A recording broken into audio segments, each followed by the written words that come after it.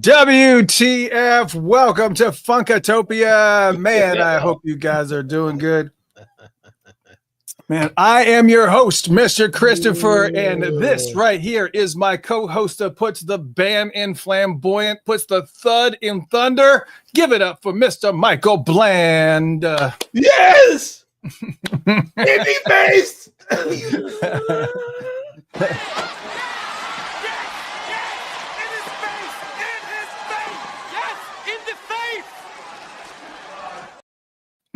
Yes, in the face! I didn't know you had me queued up, man.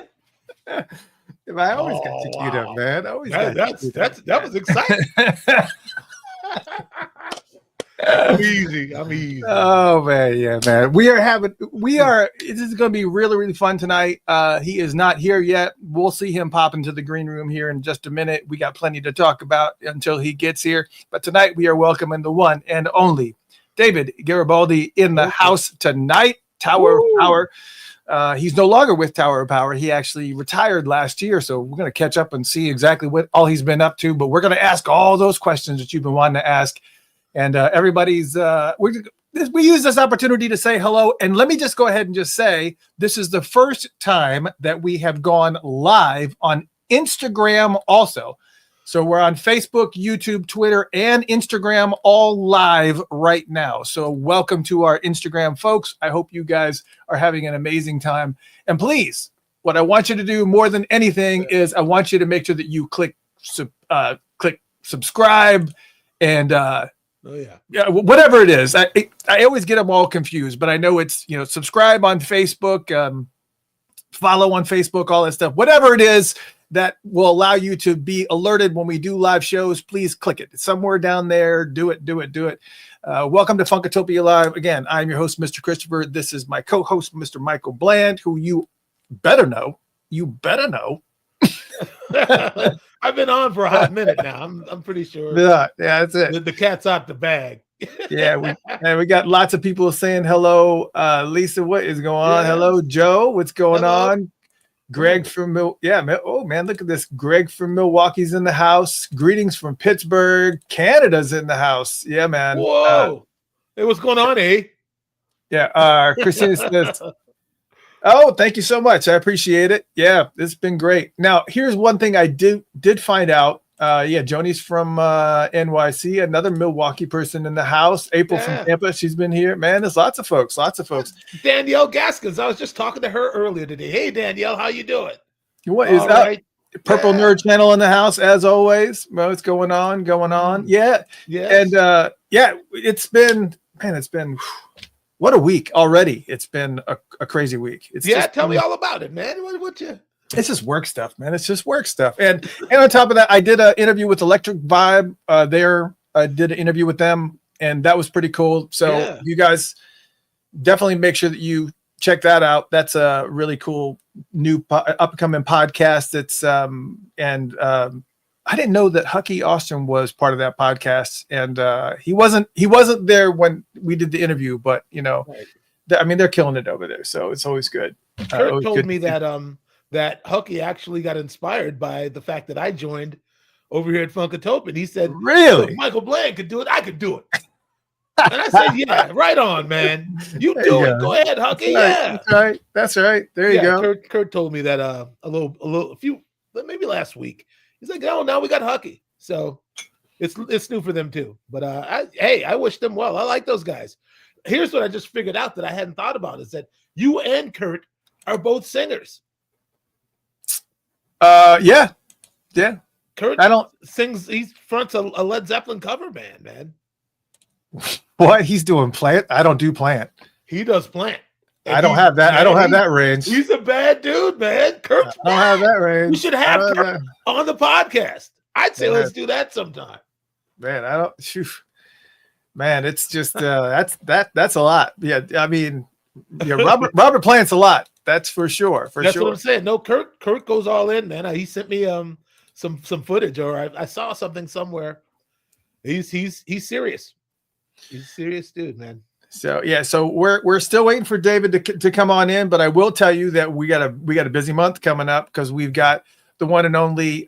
Next week, next Tuesday, to kind of get you guys prepped and whatever, we have the mighty Corey Wong in the house. Mm-hmm. So next, we're not going anywhere. We're not doing any breaks, but we're here live with you. Corey Wong will be in the house May 6th.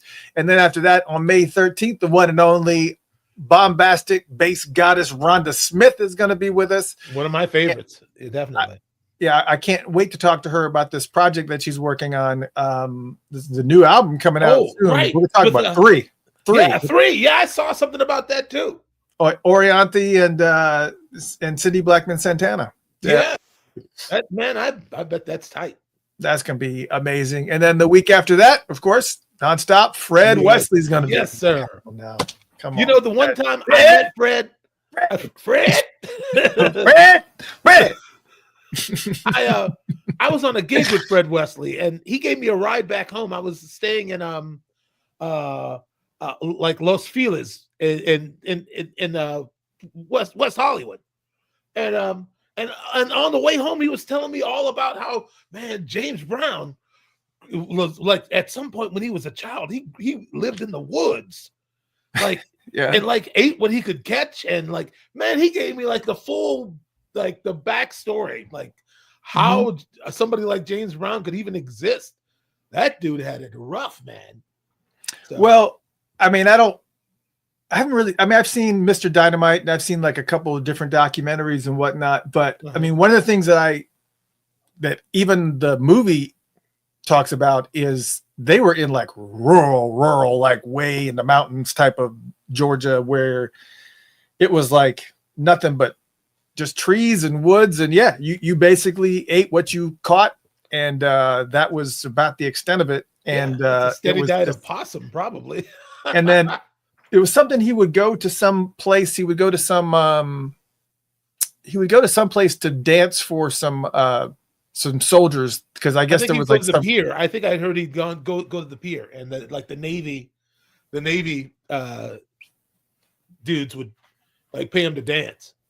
Yeah, something I mean, like that. Yeah, there you go. So, I mean, anyway, so he was making money. So, and I guess he was talented enough to grab the eye of Little Richard. Now, of course, the movie kind of portrays it as he went to the club, I guess, to see Little Richard, and Little Richard went out and did the smoke break or something. And then he just jumped on the stage and took over when Little Richard was not on the stage. And I was just like, wow, that's bold. Yeah. Now this is assuming that the dramatization of the movie is accurate. You know how it is. Biopics are they do whatever looks good or whatever. Right, exactly. Sounds good. They're not always accurate. I mean, have you seen that Bob Marley biopic? Yeah, I think I couldn't connect with the actor or whatever his name is that played. It was just I couldn't get around it. I was trying. I said, all right, just dispel the. Well, just watch it to watch it, and Bob Marley is one of the most recognizable faces on the planet. So that's like doing a biopic on Prince and having somebody else play him. If they do it, I don't know how is it even possible? Who's it gonna be? Fred Armisen? Yeah. Yeah, that was probably the worst. There's people that I could see doing it. I've seen some actors and stuff or singers, and even people that do impersonation stuff that are not. I mean, nobody's close. Nobody's close. There will never be another Prince. It's nobody's close enough so that they can't still look like them. No. And you know what I mean? Like they'd have to be a near cosmetic match, but then the rest of it is like, how do you make it look natural? Mm-hmm. Yeah, I don't know. I'm trying to look out for emails or texts from Dave. From David, but I haven't seen anything. Let me know if you see anything. John Frost, I see him saying good evening, fellas, from John Frost. Yes, I did see that. I wanted to make sure that we kind of give a little bit of a shout out to him, because they are in. I don't know if you want to send a text to David, make sure that he's still on the same page, on the same time zone. Not that we don't have stuff to talk about. We got stuff to talk about, so we're all good. I don't have his phone number. Oh, okay. We'll just have to do unless he sent it. Do you really want me to try to? No, we'll figure it out. We'll figure it out. Yeah, John. Let me just say, I know you stay in touch via text and whatnot. I'm sorry you guys are going through everything that you're going through. For those that don't know, John is an OG. He's an OG Funkatopian. Mm-hmm. Him and his wife, and they have supported Funkatopia from day one years ago when we first started, rolling and kind of doing some of that stuff. But it is. His wife is just kind of going through it. They were like, I don't want to put too much of his business out there, but they've been stuck in the hospital for, I think over a month now, doing surgery after surgery, dealing with a lot of health issues and stuff. And it's a lot. And so I told you, yes, absolutely 100% prayers up. We got your back, but it's just, woof. I can't even imagine. And on top of that, some of the stories that he's telling me about the bedside manner of these doctors is just like, oh man, boy. Come on, dude, come on. So for those prayer warriors out there, make sure you add John and his wife to that list. There's a bunch of people that we could probably add to that prayer list. Definitely Jeremiah, aka Funkenberry. Make sure you add him to the list because he's been going through it with some of the cancer treatments and stuff and all the random complications and stuff that keep coming up with that. So yeah, I mean, I know you guys are out there. Just keep on adding them to the prayer list and whatnot. And keep an eye on Funkenberry's site because apparently he's going to be launching a new GoFundMe because I guess the expenses are getting a little bit out of control. So do what you got to do. And make sure man. I didn't know that he was he was laid up like that. Yeah, we need to take care of our purple fam and get them back in the mix and get them moving again, man. Because it's a lot. We can't leave it all up to us. Because we go off in like all kinds of directions. Yeah, so. We're not the most altruistic people to begin with. So do what you can. Do what you can, and when you can. Yeah. So while we're waiting, let me ask you this. I'll start this conversation and then I'm going to listen to your reply while I text something out to David and make sure he's still on the same page. I want to take a moment to give a congratulations out to my brothers from another mother, Outcast, for making it into the Rock and Roll Hall of Fame for this year, 2025. They're going to be inducted. Mm-hmm. The inductees this year are Outkast, White Stripes, Cyndi Lauper, Soundgarden, Bad Company, About Friggin' Time, Chubby Checker, and Joe Cocker. And that was now the ones that got snubbed this year that were part of the nominee process were Mariah Carey. She's been around. She's been around for a long time. So I know that she's perfectly, the eligibility is 25 years after you do your first release. And her first release was in the, was in the late 80s or early 90s. Either 89 or 90. Yeah, somewhere in there. So she's been around for a minute. And of course, Black Crowes was another one, which shocking. Billy Idol, Joy Division, and New Order. Joy Division / New Order, they're still not in there. Mana, still not in there. Oasis is still not in there. Fish is still not in there. And we've talked about this before. I think last year we talked about this. Some of the other bands that were not in the mix, and we're like, what? Why are they not in the mix? Yeah. Here are some other highlight bands that are not in the mix, and I don't know why they're in the mix. And now I'm going to turn it over to you while I send out an email to David here. Devo. Okay, these are bands that are not in the Rock and Roll Hall of Fame. Devo. We've done this before. I got you. Yeah, we have. Alice in Chains, Tool, Thin Lizzy, which is mind-boggling, Iron Maiden, Motorhead, Jethro Tull, Bad Brains, Living Colour, Steppenwolf, Grand Funk Railroad. Are you serious right now? B-52s, and Chic. These are all like bands that just still have never, and there's plenty more. I mean, that list is really, really long, but I'm curious of what you feel like as far as the inductees let's start there. How do you feel about the selection for the inductees this year, which are, again, Outkast, White Stripes, Cyndi Lauper, Soundgarden, Bad Company, Chubby Checker, and Joe Cocker. Okay, well, I can carry it for a second, man. Okay. I think the first off, the odd act out to me is White Stripes.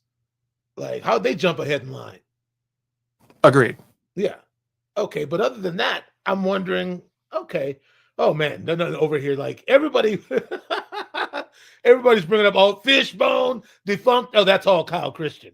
All the black bands he's hollering about. That's not. I don't want to give the impression. I don't think that the Rock and Roll Hall of Fame is necessarily racist.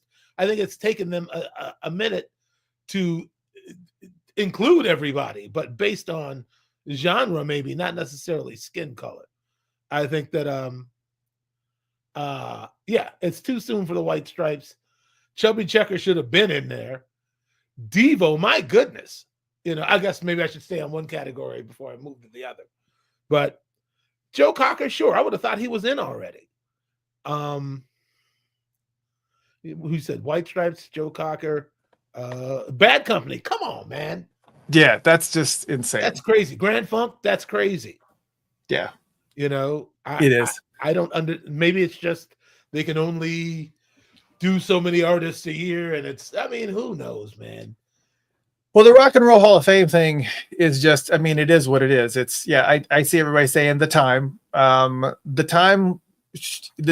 time should definitely be in there, because I think they kind of, and I know what a lot of people are saying. I won't say it out loud, but I know what a lot of people are saying, but they deserve to be in there just like as much as Chic needs to be in there, even though Nile Rodgers is in there. You know what I'm saying? It's just kind of, it's that same dichotomy. They're together, but they're separate. That's right. Correct. Mm-hmm. And they've done their own thing. Condensate was their own thing completely. And there was a good handful of songs off of Pandemonium that were written by them. So, and how many legends can you have in one band? Jesse, Terry and Jimmy, like everybody split off. Monty had, as far as I know, he's had a fair amount of success as a producer, songwriter. You know, I didn't know that. What all has he had his hands in? Well, Monty. I mean, I'll give you Monty. If I understand it correctly, he wrote "If You Were Here Tonight," Alexander O'Neal's song. Oh, okay, I didn't know that. I know when he was at Paisley one time, he was working with I think the dude was an African artist named Labi Sifri, and Monty was working with him. Like, I know that Monty's been a player, but it's just in different, you know, in maybe in different, like not necessarily artists associated with the continental U.S. Like, you know, he was, but as far as I can tell, Pleasure Principle. Yes, thank you. He also wrote that. Oh, I didn't know that. Yeah. Wow, that's okay. All right. You have that's well. Now you know. We need Monty on this show. No, absolutely. I was not for lack of trying. I think I've sent him a few emails, and I even talked to him. I even talked to him at the Flight Time reunion briefly until I was, I was rudely interrupted by somebody that just kind of was like, okay, all right, never mind. That's all right. Monty's Monty's got some life things he's dealing with right now, but he said he'd be willing to come on in a few weeks. So nice. Yeah. Well, we got 27th open, and we got might as well, because we've been kind of tinkering about what to do from a Funkatopia Live perspective for that Tuesday, that week of the celebration. Just trying to figure out, do I need to be in town that week? I will be in town that week. We'll just leave it there. I'll be in town that week. But I'm just trying to figure out if there's something like special that we can do, or if we just need to just kind of take a break, because there's going to be a lot to absorb that's going to be going on in that neck of the woods that week for sure. Everybody's going to be descending on Minneapolis. So, and that's from like the 5th through the 8th or so. Right. Yeah. Okay. I think it's June 4th is that June 3rd or June 4th is that Tuesday. June 3rd is the Tuesday. So we don't have anything on the books. We don't have anything on the book on the 27th or the 3rd. So we're gonna figure something out. Michael and I just don't stop. We just don't stop. We kind of, because a Rolling Stone gathers no moss. You know what I'm saying? It's just, we got to keep on moving and keep on hustling, and it makes it impossible to catch up. See, unfortunately, what we're doing is working. It's okay. And anytime things start to work, then it's going to be more work. That's just, I mean, it's a part of things. Hey, Kyle just brought up something we were just talking about before. We were talking about Eric Gales just the other day, weren't we? Yeah, I'll reach out to him once we get somewhere in the middle of our, like, we got weeks and weeks right now. Yeah, we're lined up. We're good for most of May. Yeah, and it was funny because I was putting all of the shows back to back. I had already created all the banners. We're still waiting for David. I'm sure everything's fine. Trust me. Michael and I can talk for 2 hours if we need to. David will be here. We'll be all right. Just relax, hang out. Remind ourselves to keep checking for him, because we'll just keep going on tangents. No, luckily I have this thing turned on. It will ding in my ear when somebody joins. So even if I don't, even if my eyeballs aren't down there, we're good. So just hang out. Okay. So again, if you guys have any loose Michael Bland questions or anything that you would like to ask us, yeah, I'm here. Yeah, we're absolutely here. Attention. Yeah, but we're talking about the topic right now. Topic du jour. The Rock and Roll Hall of Fame is the Rock and Roll Hall of Fame. Yeah, and I agree with you on the White Stripes. I agree with you on the White Stripes, because here's the thing. Obviously, here the problem with, I think, the pull with the White Stripes is Jack, because with him, he's got so many connections in the music industry, like important types of connections, because it's really unusual that even among the pool of artists that were actually in the nomination process this year, Mariah Carey, Black Crowes, Billy Idol, Joy Division / New Order, Oasis, Fish, Mana, which I'm not really familiar with, but everybody else that I just named, they've kind of had a little bit more musical history than White Stripes. I mean, I just kind of feel like I just have to agree with you. No slight to White Stripes. I mean, they were a great band. I mean, but are they bigger and more worthy than Black Crowes? Billy Idol? Man, I mean, it's like a tough thing, man. Billy Idol's pretty iconic, man. I'll say this: that song "Hot in the City." That hot in the city, hot in the city tonight. That's a great song. Yeah, that was a good one. Incredible, man. Yeah, and even his cover of "Moni Moni," and it was just like Eyes Without a Face. Oh man, Rebel Yell, man! You just go snub that dude. White Wedding, come on, come on. This is it's crazy. I mean, still, what was that one video, that one music video that I used to watch super, super close? What was the one with the girl and the guy? Flash for Fantasy. You knew what video I was talking about. Yes. You knew what video I was talking about. Well, that was the one. That's Flash Fantasy. That's it. Oh my God. The right key and everything. Go ahead, man. I can't read you. Oh my God. Yeah, man. That video alone. I mean, he should be in the Rock and Roll just for that video alone, man. Yeah, he's more important than that. Yeah, Adamant. Yeah, I don't think Adamant's in there either, Joni. Yeah, it's just White Wedding. Yes, White Wedding, of course. That's the only one we didn't name off. No, I did. I mentioned it. Oh, did you? Okay. Yeah. But no, you sang it. That's right. I was I was too excited to get my own ones out there. But yeah, no, I mean, yeah. So White Stripes. Let's see how many songs we can sing in White Stripes. Okay, you first. Fell in love with a girl, and the bear's repeating. And what else? I got something on the bell, and I'm going to ring it. I just gonna ring. I can't remember. Yeah, there it is. Sorry. You did way more than I was gonna do. Seven Nation Army. Seven Nation Army. Yeah. I can sing the riff. Yeah. So that's yeah. I mean, so there's a few there, but I mean, it's fine.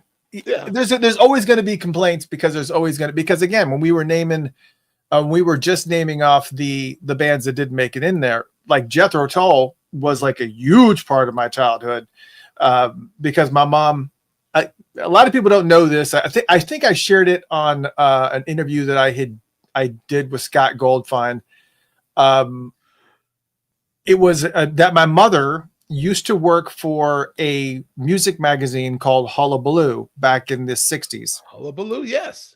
Hullabaloo then became Cream, and then but she was gone before Cream because it kind of went a little bit more metalish. But back in the days of Hullabaloo, you know, she was ragtagging with the Beatles and the Monkees and Jethro Tull and Moody Blues. And I mean, so when she would lay me down for nap time, it was either the Moody Blues, Long Distance Voyager, or Every Good Boy Deserves Favor, or anything that was like really kind of, you know, theatrical and moody. And Jethro Tull was part of that, Aqualung and all that. I mean, it was just so to know that bands like that go so far back, you have to think you haven't been given your due yet. Yeah. Why, you know why? I agree. There's plenty of bands that can go in there. Because Ian Anderson upset somebody. He did something back in 1978. Correct. And somebody said, "You will never, as long as I'm a member." There was some of that. I remember Prince said he asked somebody one year from the Grammy board. He said, "Well, how come I got an award for such and such last year?" They said, "Oh, we decided that year that we liked you." Like, it's kind of a popularity contest, but it's also kind of some other, you know what I mean? Like these award ceremonies, man, they're not really, what they're based on is a good question. Mm-hmm. Right. And you brought it up. I see somebody brought it up here that Tower of Power is not in there either. That's correct. That's correct. Yeah, that is correct. So no sign of Dave yet? No, I'm actually looking to see in his previous email if he did. He actually, hold on a second. He did include his email. His phone number. So let me send him a text. Yeah. So chat about that for a second. Some of these questions that people are asking me. All right, go ahead. All right. Let's see. Oddball question. Did Prince like trains? I think he was okay with them. There's public footage of us on the Bullet Train from the nude tour where he's kind of dressed in like white, maybe with some stripes, and he's in a like a suite, like a car, like a separate sort of environment, and he's looking outside, and I don't know if he had an affinity for trains. He never mentioned anything like that, but he certainly didn't seem to be afraid. Let's see. How was it filming The Undertaker? I mean, I got paged at probably 1:00 in the morning, and Prince asked me and Sonny to go out there, and that was a frequent occurrence. The only difference between The Undertaker, the filming of The Undertaker, and a regular jam session at 3:30 in the morning is that there were cameras there. Literally, we didn't discuss the set. We just kind of, I think all Prince told me was he said, all the instruction I got was take a drum solo and then we're going into the ride. After that, there was no other discussion about what we were going to play.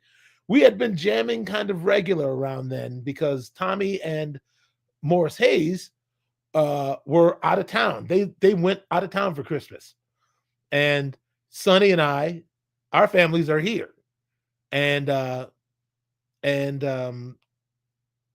so we were just around, and Prince, violated, company code and called us and was like, "Are you guys bored too?"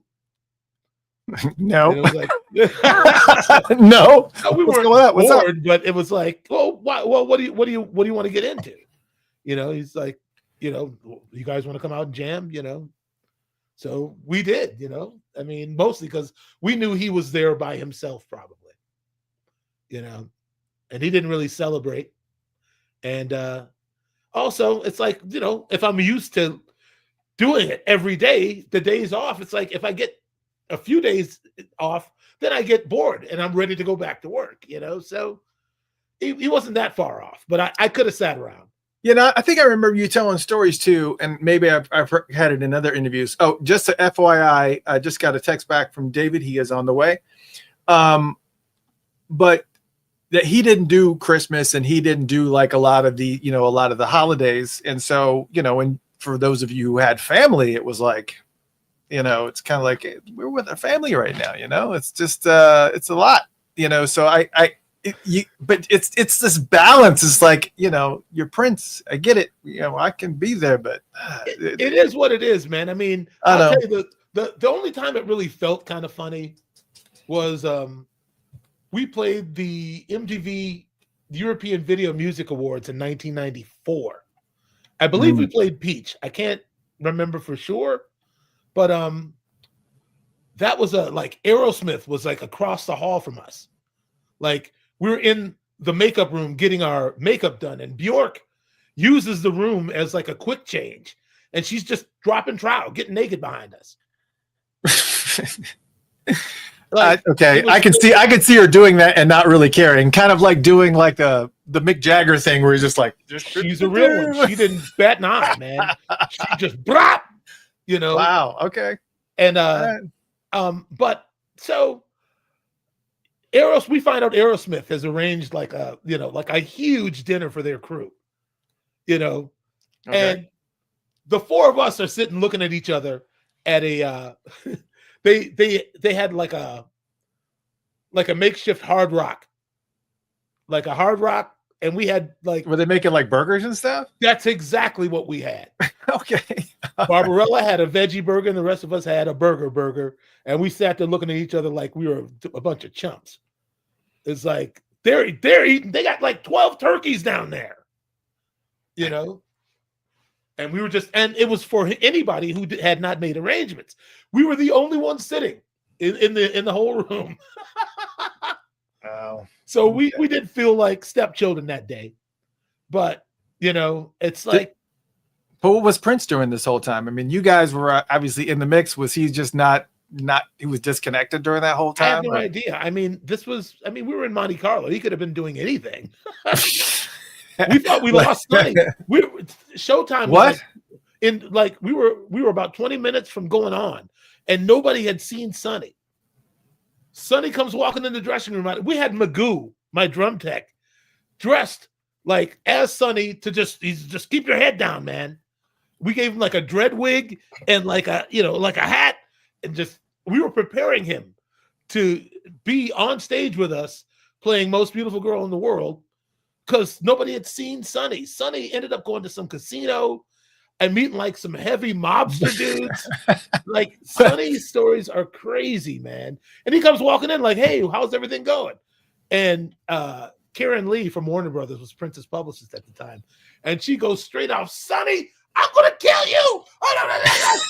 And Sonny says, "Oh, I thought the show started at 7." She said, "Who told you that?"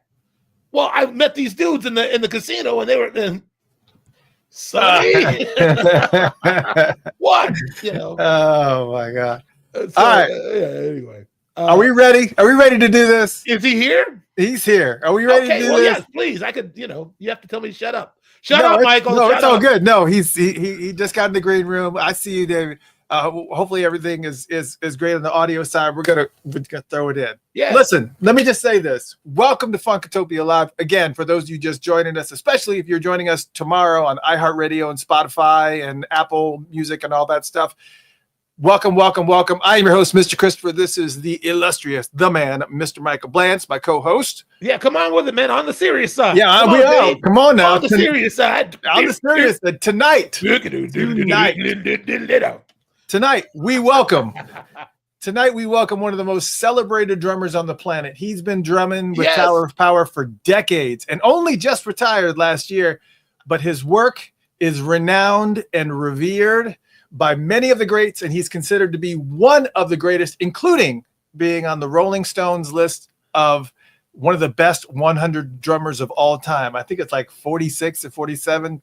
Absolutely. Should be way higher. Even there, he's getting robbed. Yes, exactly. Yeah.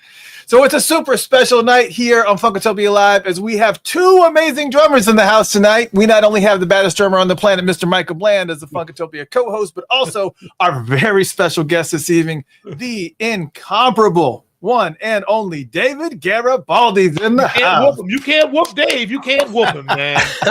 Dave Garibaldi. Hey, what's up, Garibaldi. You How's frighten every everybody? drummer who you meet. How you guys doing? Garibaldi. This is cool.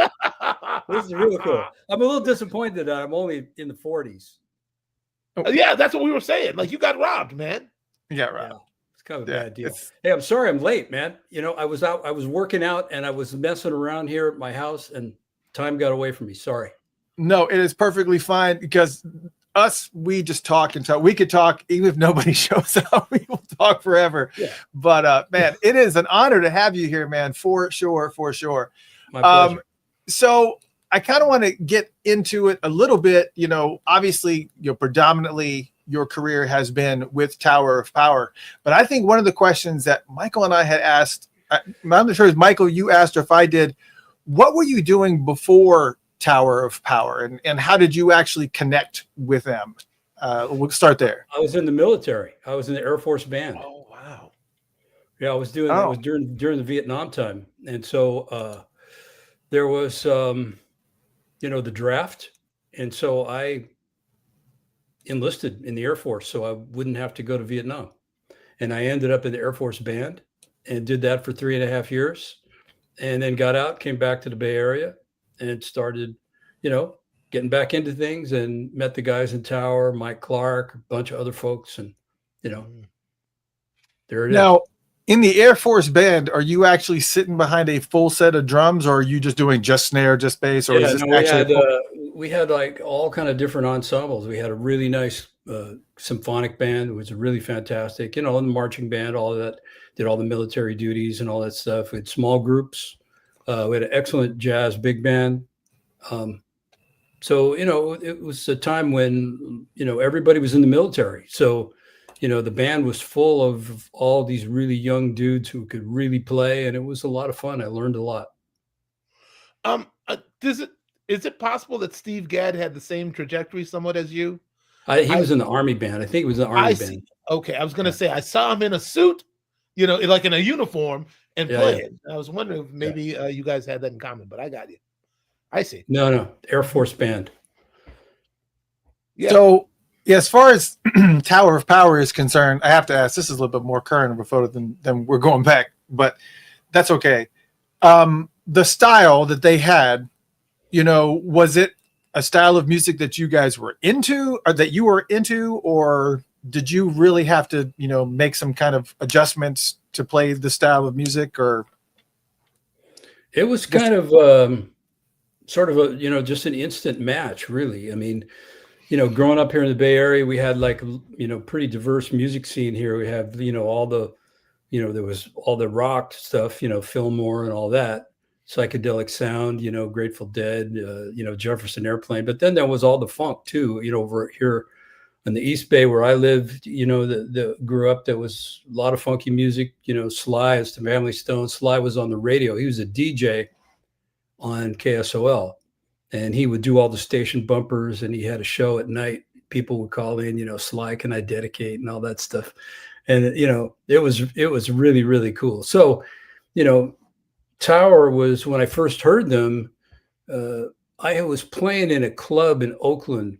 I had just gotten out of the military. I was subbing for a drummer, and Mike Clark and I were the subs. And the band was called the Reality Sandwich. And they were a bunch of crazy people, drug dealers, all kind of crazy stuff. And so a couple of the Tower guys came in, the horn players came to, they would come and sit in. And one night they came in and they said, hey, we're looking for a drummer. Would you be interested in coming to check it out? And so they were playing at a place called the Keystone Corner in San Francisco, over in the North Beach district, San Francisco. And so I went and checked them out. And it was like they were doing like really obscure cover songs that you would only know about if you were a musician. And then they were doing original music that they were arranging. They were arranging everything, all this stuff that they were doing. They had a sound, Rocco had a vibe already, the bass player Rocco. And I mean, it was just, they had a vibe, then. I mean, they're new. They had won a battle of the bands at the Fillmore. Fillmore used to have this thing on Tuesday nights called Sounds of the City. And it was a battle of the bands. And so the Tower guys won this, and they won a record deal on one of Bill Graham's record labels. Wow. And that was we got signed to Bill, Bill's label. Bill was our first manager. And what a start. Yeah. So, he was putting us on all these shows and, really putting us out there. I mean, it was pretty amazing. We did all that Aretha Franklin Live at the Fillmore. We did that show. We were open to all that stuff with the CBS Record Convention with Aretha, bunch of stuff. Last night at the Fillmore. I mean, tons of cool stuff, Wow. Now, were any of the members of Tower of Power from your previous Air Force band? Or did you bring anybody over? It was just you? No, they were all, they were pretty young guys. I was a little bit older than them. Not much, but, enough at that time to make a little bit of a difference. But still, I mean, we connected. I mean, they had Emilio was the leader of the band. And Rocco, they started playing music together. And so to keep Mimi off the streets and from being a weirdo, his dad got him music lessons. And so they started a band, and they called themselves a band from the very first day they had instruments in their hands. I mean, how many people, do that sort of thing? Everybody's got to go to school and do all this other shit, and these guys, they're like, have a band the first night they got the instruments in their hands, So that was kind of the vibe. The Tower vibe was that, That is really, really cool.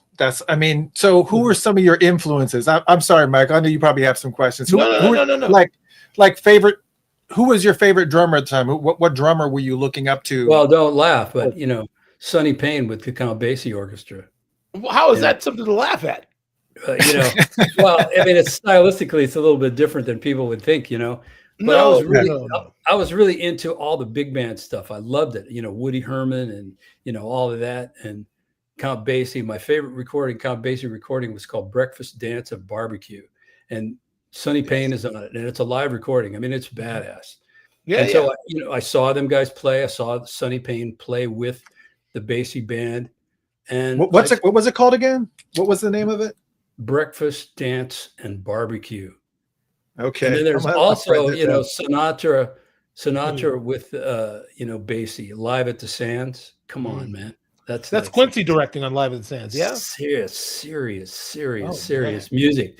And so I was into also, all the funk, all the James Brown. So I went to see James Brown. My friends took me to see James Brown, and that completely changed my life, really musically. So they were playing at the Civic Auditorium, San Jose Civic Auditorium here in the Bay Area. And James Brown used to come to the Bay Area all the time. He was here. He was on the radio. He was all on big venues, and he was here all the time. Seemed like every month he was playing somewhere. And so we go down to the show, and went in the afternoon, and we go up to the doors, me and my friends, and the doors open. We walk in, and they're rehearsing. James Brown band is having a rehearsal. So we walk up to the stage. They let us hang out. We watched the whole thing. And then we saw the show that night. I'd never seen anything like that. Changed my whole life, musically, really, seeing that. And so then it became wanting to play the beats. I thought beats were about the coolest thing that you could do. The thing that I really dug about the James Brown thing was, and Michael can relate to this, is there wasn't a fill within 150 miles of the building. It was all just groove and beats and just nasty, just cool time, And I thought that was the greatest thing ever. So then, there was that. Then I got into, Bernard Purdie, because Purdie was with Aretha, and I had been listening to the recordings and all that stuff. And then after the first record that we did, where I was playing all 16th notes all the time on my hi-hat, I decided that, I want to break this up a little bit. And because I had heard Zig Boo with the meters. Yeah. And I'm going, wait a minute. Yeah, this is some other language right here. Yeah, it's wrong. So, yeah, totally. So I started to get into that, and and starting to break things up. Got into Latin music and was really influenced by that. Then that was Soul Vaccination and all that stuff, was really influenced by Latin music, so, learning how to play grooves and groove without a 2/4 backbeat, which is really kind of like a staple of the R&B thing, have that flavor, So what Tower Power was really what it became. We started as like this kind of little R&B band, and idolized James Brown and Sly Stone and Dyke and the Blazers and all these people, But really, what we ended up doing was being a band that had flavor. Everybody had all these influences. We had jazz heads in the band. It was like, really schooled, studied guys, and I was into Latin music and all, the Caribbean music, jazz, everything. So everything that I would study, I would kind of like put it in the Tower Power blender, and so it became flavor. That's what I thought about all the time was, how could I flavor this thing that I'm doing by something I'm studying or learning? Because I was always studying, always into different things. And I would always try to bring those things into the Tower, landscape. Yeah, it's just amazing to me how much influence you've had on just a variety of drummers. Many drummers will label you in the top 5 of just influences, and I can't say that I blame them, because your impact on drumming and just in your style is, just incomparable. And nobody plays quite like you, has the same type of flavor. I appreciate that. Everybody has their own flavor, but you've got this. So let me ask you a question here. Okay, Michael, let's talk about something here. Here we go. Drop shot. Oh, that's all you, man. No, it ain't. It's you. That's me trying to do you. No, that's you doing you. That's one of the coolest tracks ever. Are you kidding me? I'm not kidding, man. I love that thing. Ask Ricky. I talk to Ricky about it all the time. He's like my older brother, but I'm scared to talk to him. Oh man. Wow. Yeah, because when we were on the road with, we on the road with Sanborn, and because we had the same manager for a long time. Yeah. So we would do all these gigs together. And so Ricky and I were always talking every day, and I was always talking about drop shot all the time, and he would laugh and stuff. I was sweating bullets that whole session. That's good though.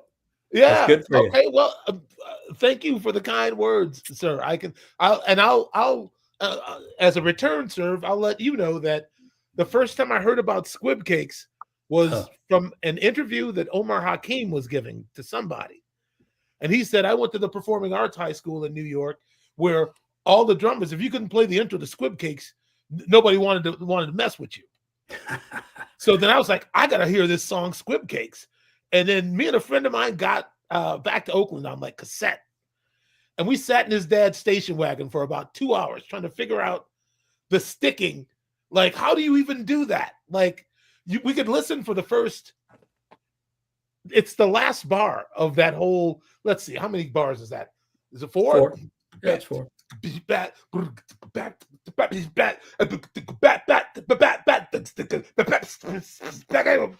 last, where like your hi-hat and your snare hand, like your right and left, like they reverse for a hot minute, man. Not to you, clearly, but to us, it was like he's reversing the function of everything. It was like he's using the kick drum like a snare drum. He's using the snare drum like a hi-hat. He's using that's how it sounded to us. We couldn't figure it out, man. Yeah. Well, it's just language, man. You just say it the way that you hear it, and that's kind of what it was always like. I don't know. Are you guys familiar with that Stick People podcast that, with Greg Rico and those guys that I do? I've seen bits and pieces on what is it? Oh, it's really good. Facebook Reels. Yeah. It's really good. You're missing out. So it's Lenny White, Mike Clark, Greg Rico, Michael Shreve, and myself. And so we call ourselves all dudes that influenced me greatly. Okay, so listen. So we were all, here in the Bay Area in the early 70s. Lenny came out from New York, and he had kind of his nose in the air a little bit. And then when he started seeing what we were doing around there, then he became one of us. Then he just dove right in. You know? And so what we would do is we would hang out and we would go to each other's gigs and we knew each other and, hung out, shedded sometimes together, but we would never, ever think of copying each other. That was like an unwritten rule. You do not copy, you do your own stuff, Yeah. Think about when you went to school and you learned to write, what, the first, second grade, whatever it is, and the teacher teaches you block lettering and cursive lettering and all that stuff, and then teaches you how to do it, teaches you how to put words together and, use that, and then teaches you phonetics. And then all of a sudden the teacher sort of backs away and you're doing it, right? And that becomes, your handwriting becomes your signature, not someone else's. It becomes your signature, how you view writing, how you view language, how you use language. And drumming is identical to this. It's exactly music. It's exactly the same thing. It's language. So if you think of styles of music as separate languages, jazz, funk, think of those two things. So there's dialects, fusion, language dialects, right? There's regional dialects. There's the way that they play the funk in Minneapolis. There's the way they play the funk in New Orleans. There's the way they play the funk, in Memphis. There's the way they play the funk in the Bay Area, So it's still the funk, but it's regional dialects. And so if you think of drumming and, just music in general as language, there you go. You're studying language. You're using language. You're using the tools that you were taught to create something with your voice. And so when you, sir, played Drop Shot, that was you using your concept of cursive lettering and block lettering, and you put together something that was totally yours. I understand. Thank you for your correction. You cannot argue with me. I know that. That's why I said thank you for your correction. Yes. Yes. That I'm is trying to argue with Dave Garibaldi. No, man. For those that don't know, Drop Shot is a song from Ricky Peterson's album, and it's called Drop Shot, and Michael's killed it. Boy, you say that again. I mean, what about I was just having to get out there without anybody yelling at me? I just got when you guys did that thing with the VDR big band too. I didn't do anything with that wasn't you doing that one? No, that might have been either Kirk Johnson or I think even Cora Coleman might have done something with them also. But not me. I think they called, but it was a little different. I never did that. Well, Michael, you said you were sweating bullets at that. David, there has to be a song or some type of performance that makes you sweat bullets. You're like, oh shit, how's this gonna go? Or at least when you were first learning it or just kind of conquering a song, is there anything that sticks out in your mind? It really wasn't like that, man. I mean, you're not challenged by anything. Well, I believe it. No, it's like, this is what we were doing, Tower Power was like, it was, I don't know how to describe it. It was like a very labor intensive sort of a thing. So we would rehearse every day. This is like, when I first joined them, we would rehearse every day and we would go play gigs. But it was a 7-day a week thing. And when we started touring, we'd come home, we'd take a day off, or sometimes we'd be in the rehearsal studio the next day after we got home.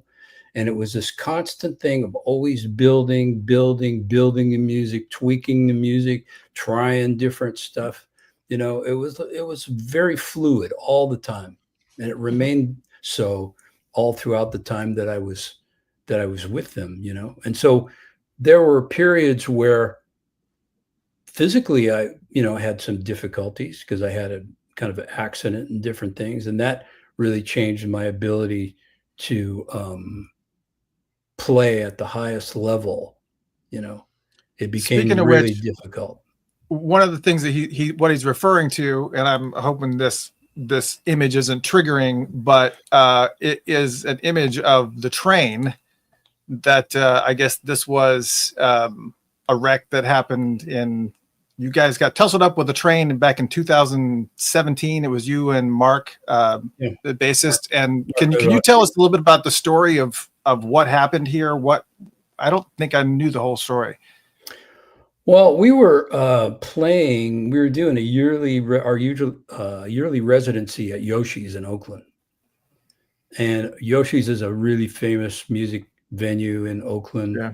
Been there for years, and we would do this residency every year. We'd come in there after Christmas and we'd play for a week.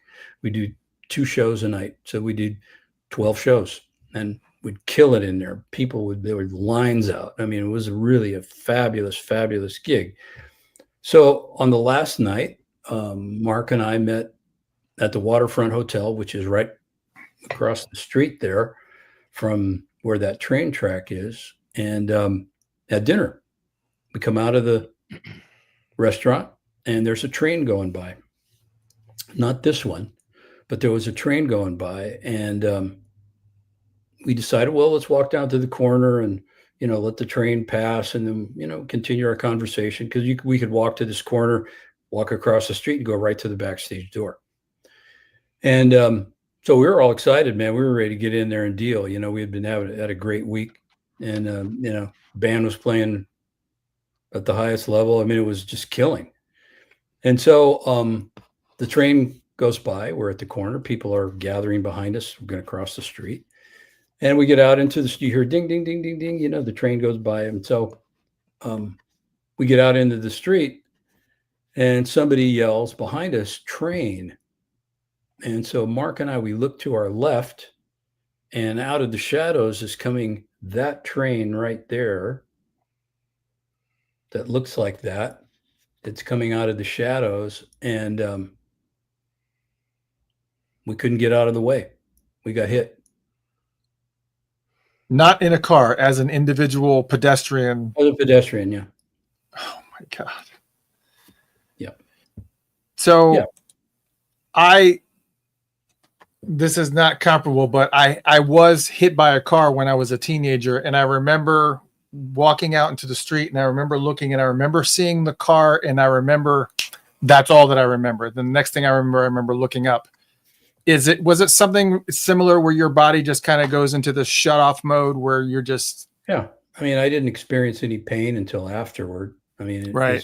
I woke up on the street and the paramedics are, I moved my legs. The first thing I remember opening my eyes, and I moved my legs because I had my hips replaced a couple of years earlier, and I wanted to make sure that the shit was still working. So, that was working. And then the paramedics, they're going, "Sir, we're cutting your clothes off." And so they were like, literally, I had this nice jacket and nice shirt and all this stuff, and they were like, for the gig. Yeah, they were like, slicing it off so that they could take me to the hospital. And then I passed out there on the street again, and then woke up in the hospital. How long were you out of commission? Go ahead. I'm sorry, Michael. Go ahead. No, I just wondered if you minded telling us what injuries you sustained. Well, okay. See this right here? That little bump right there. I don't know if you can see it well. So I had this really bad, traumatic brain injury. Oh, and so the whole right side of my face was all crushed. And so my eye, they rebuilt my eye, and my nose was completely crushed. So this little dent right here was some bone that they took out of here and put on the bridge of my nose.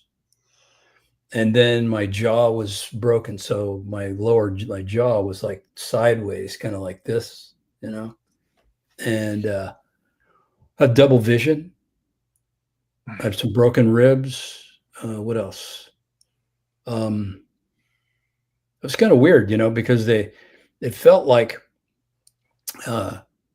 after I was recovering from it, it felt like, if you take the right side or your body and you draw like a line right down the center like this, So my right side felt completely tense. Like if you would just clench your fist as tight as you can, that's what my whole right side of my body felt like. Oh, boy. And then the left side of my body was completely relaxed.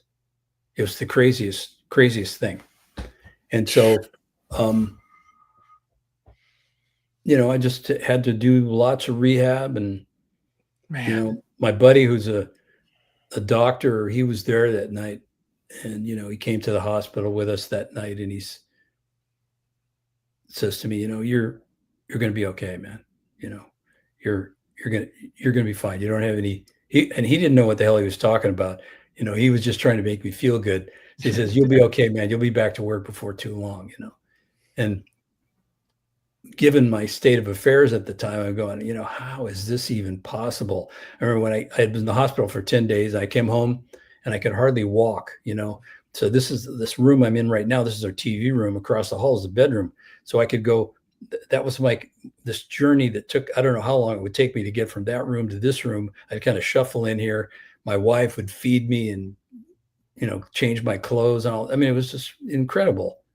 And so that's what it was like the first month or so. And then one morning I put my pants on by myself and I'm going, oh, I'm getting better. That was my thought. I'm getting better. And from that moment on, I could just feel every day myself getting stronger and getting better and better and better. And so the accident was in January. And in October, I went back to work. I was still pretty messed up, but I went back to work, And then when I got there, I was so excited, to be there, I realized that as we start getting into stuff that I had a few 16th notes missing, from getting hit on the head, So my coordination was all messed up, and I couldn't figure out really what was going on. I couldn't line everything up, my hands and feet. And when I would cross my hands in a normal, you play hi-hat snare, the traditional way, I would get really confused when I'd cross my hands. So I had been using a second hi-hat for years, but it was kind of like a novelty, really. And, so I would use it, in certain songs and different things.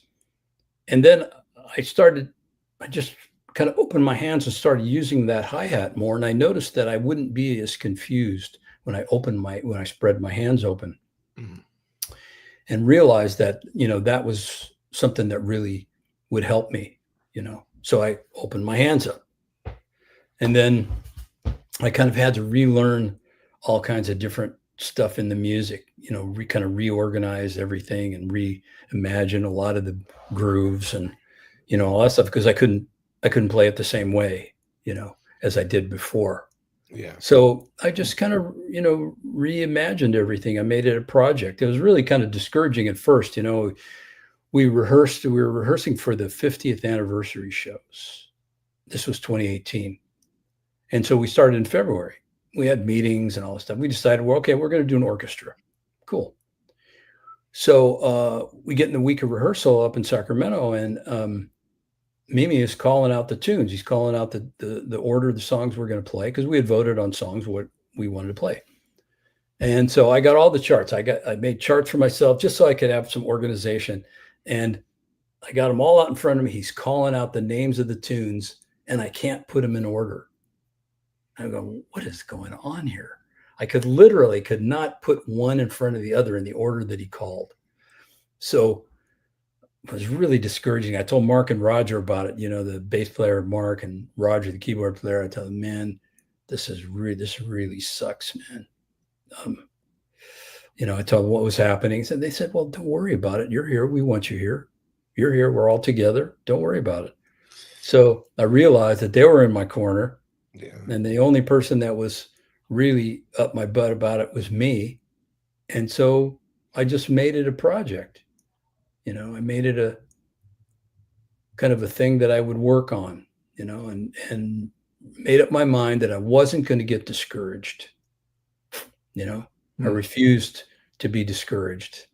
And I just started getting into it, and having fun and, rebuilding everything, practicing like a madman, like I always did. And, that sort of stuff. I never did get myself back to the level of I was before, but I sure had a lot of fun, And so, stuff like that. Now, let me tell you something about Mark.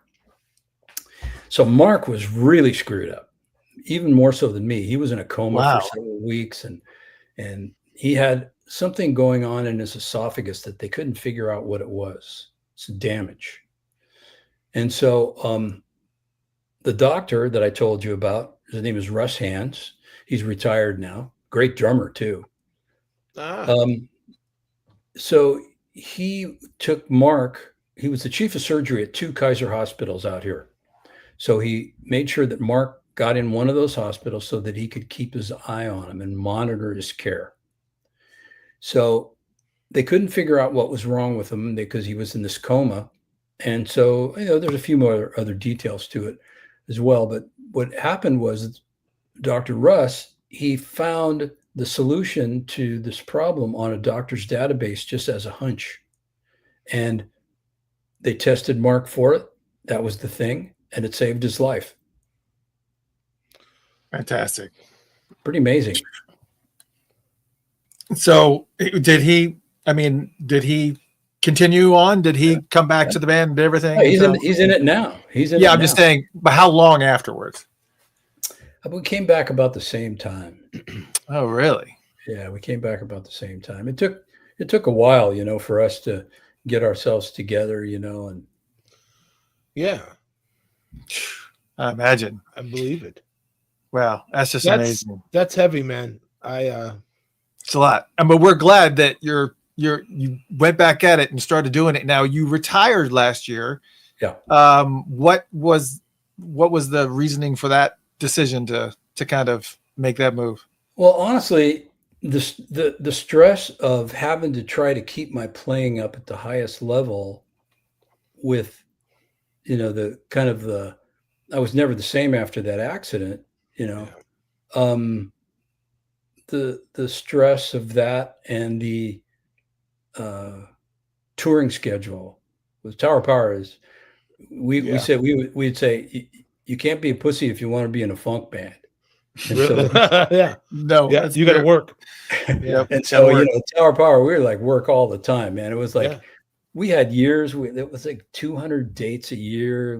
We averaged 150 for a long time. There was some 175 stuff like that, Yeah, and so that's how they want to do it. That's what they wanted to do, and it just wore me down. And I knew it too.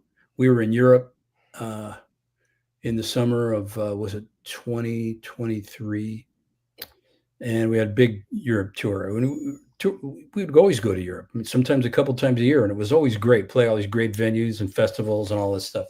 Mm-hmm. And this was no different. It was great, but I knew that the end was coming. I could feel it, and because I always kind of told myself, well, you're probably gonna know at some point, that it's here. And it came. And so by the time we did a Christmas tour and we rehearsed and we did all this stuff, and it was crazy schedule. I was just worn out. I couldn't do anymore. I knew it was when we played our last show. I think we were in Southern California, and we played the last note of What Is Hip. I knew that, okay, that's the last time I'm going to be doing this. And so, but it's cool, I mean, I just, I did it so long. I mean, so many gigs. We called it the Million Gig March. We had so many gigs and so many different cool things that we did. Yeah. I mean, come on. I mean, I kind of made my mark. I'm pretty happy about that. Oh, absolutely. I mean, we haven't scratched the surface there. You still have not made your mark, Dave Garibaldi. We need your legacy has not been secured. No one's saying that, man. Well, so that was your reasoning for retiring last year in January. Yeah. What was the reasoning? Because there was 1974 you stopped working with them too. Was it the same thing? Was it the same touring schedule thing? No, because the first 4 times was because they were gangsters and little pimps, and they wanted to be crazy people. That was the whole thing. You quit 4 times? 4 times, and so they were all like, they like dope and alcohol and craziness, and so that little gangster life that they dug, I didn't like it. I thought I just didn't want to be part of it. Is that why Lenny quit too? Oh yeah. I see. Hmm. I met him once. Really nice guy. Totally nice guy. Yeah. You know, great, you know, really unique singer, cool guy, you know. Yeah. But you know, it's just one of our sound engineers used to call us, he called it the Tower of Pimps and Hustlers. TOPH? Yeah. All right. You know, so it just, you know, it was too much to deal with, I you feel know, you. at the time. And so Sure. when I went back to the band for, you know, for all those years, I came back in 98. I had moved back to the Bay Area and I was doing stuff around here. I was pretty happy, you know, and I was, I think right before that, I had done a couple of years with Mickey Hart, you know, in his band, All you know, right. Planet Drum and all that. Yeah. And you know, I'd gone to see Tower a couple times because the guitar player, Jeff Tamalier, was, you know, that recording. So, and there was another one too called Mystery Box. Oh.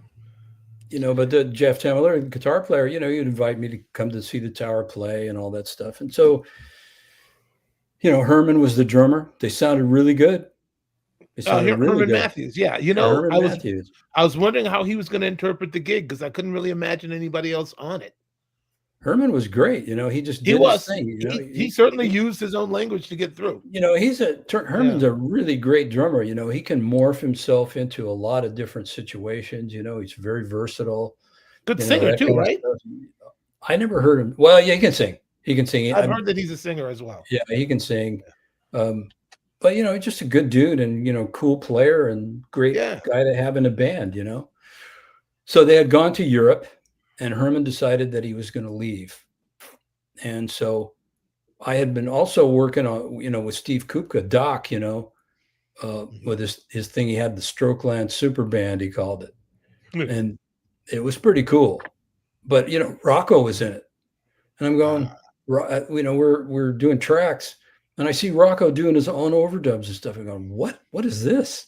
You know, and Doc is all clean and everything.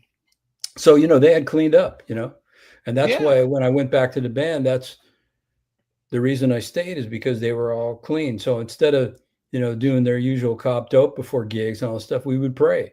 And it was just a whole different vibe, you know, a whole different thing. You know, the focus was on the music and being together and having cool people in the band and all that, you know. So it was like 25 years. It was like the busiest 25 years of my freaking life.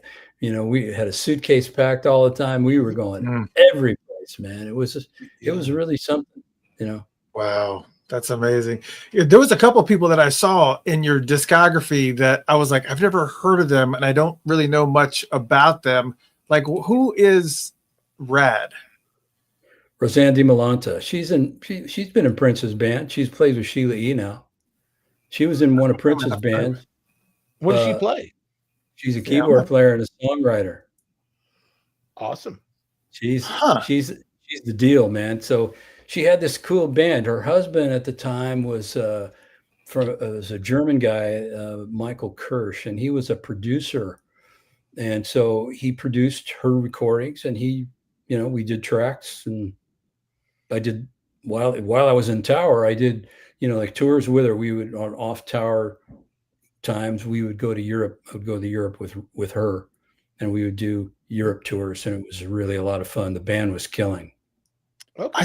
I thought I knew, you know, we're pretty very, very Prince heavy group here. I am not familiar with her. I'm sure there's going to be some there's going to be some chat.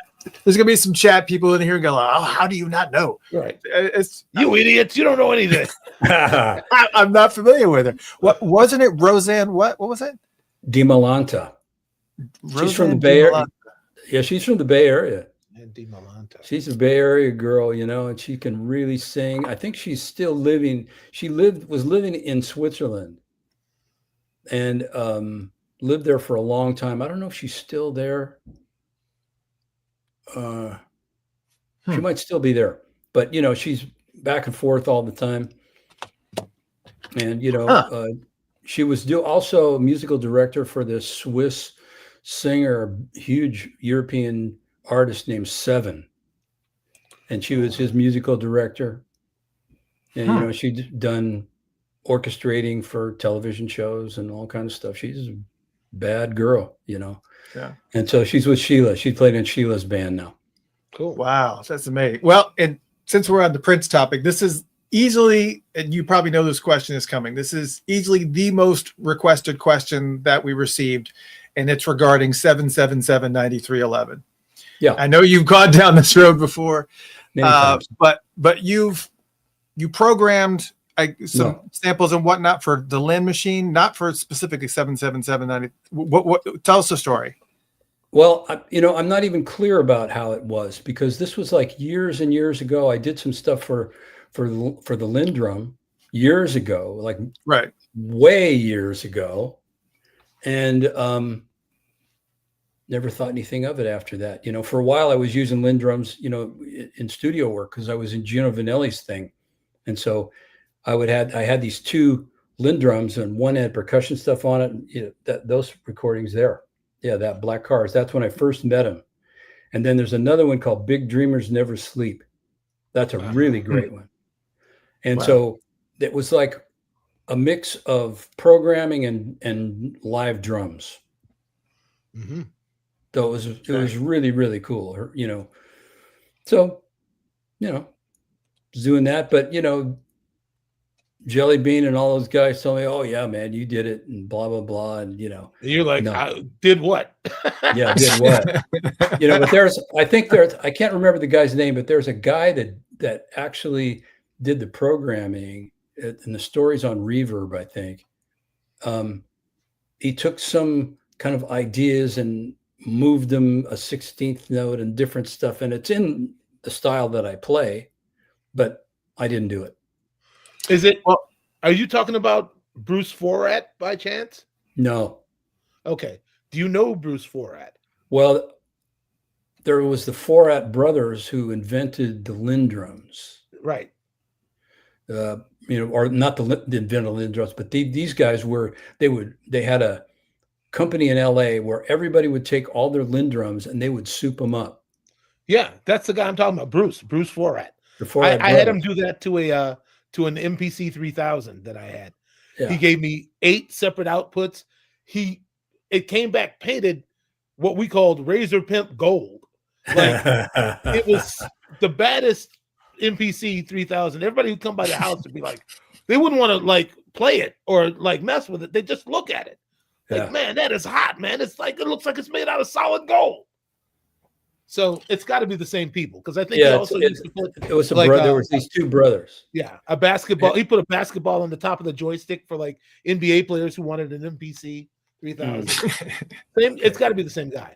Yeah. So these guys, I had one Lin drum because I wanted to replicate like ghost notes and all that stuff, So I had them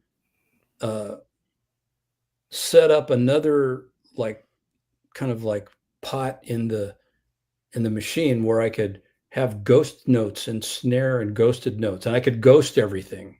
Mm-hmm. And it was really, really cool the way that they did it. And so if you listen to Big Dreamer, do you play tracks on the show? Mm-hmm. Yeah, we can. Yep. So if you play anything off the Big Dreamers Never Sleep recording, you'll hear some of that stuff. All right. Wow. So the story is basically you did record some pieces for Lin drum, but it was heavily modified. Susan Rogers, who's worked on many of Prince's biggest albums, said that the preset in the Lin drum machine did specifically say it was a Garibaldi preset. Yeah. So, but the beat, as we know, 777-9311 was not something that you did in any type of loop form on the Lin drum machine. No, they sort of like took, sort of like the Squib Cakes kind of idea and, that sort of concept, and just made a beat out of it. Mm-hmm. Yeah. I mean, it's brilliant. It's brilliant. I mean, this shit sounds so cool. I wish I could take credit for it, but I didn't. I can't. Because many drummers have tried to learn that Me too. 777 311 is like, Yeah, J. Rod Sullivan. Yes, bad dude. He's a very bad dude, and he can play it. There's a YouTube clip of him playing it. Yeah. He's killing it. I thought I knew how it went until Stokely Williams sat down and showed me. So it was like, whoa. And then by the time I got up my nerve to play it in front of Prince, he was like, oh, you know that beat? And then he grabbed the bass, and then Sonny would play the guitar part on the bass, and Prince would play the bass part. So it just kind of ended up being a part of the show. So cool, man. Yeah, and you brought up squib cakes, and that was another clip that Mike, I don't know if you want to ask about this, but oh yeah, I wanted to know, like, did anybody you know that I guess what is it? It's probably the second bar. When you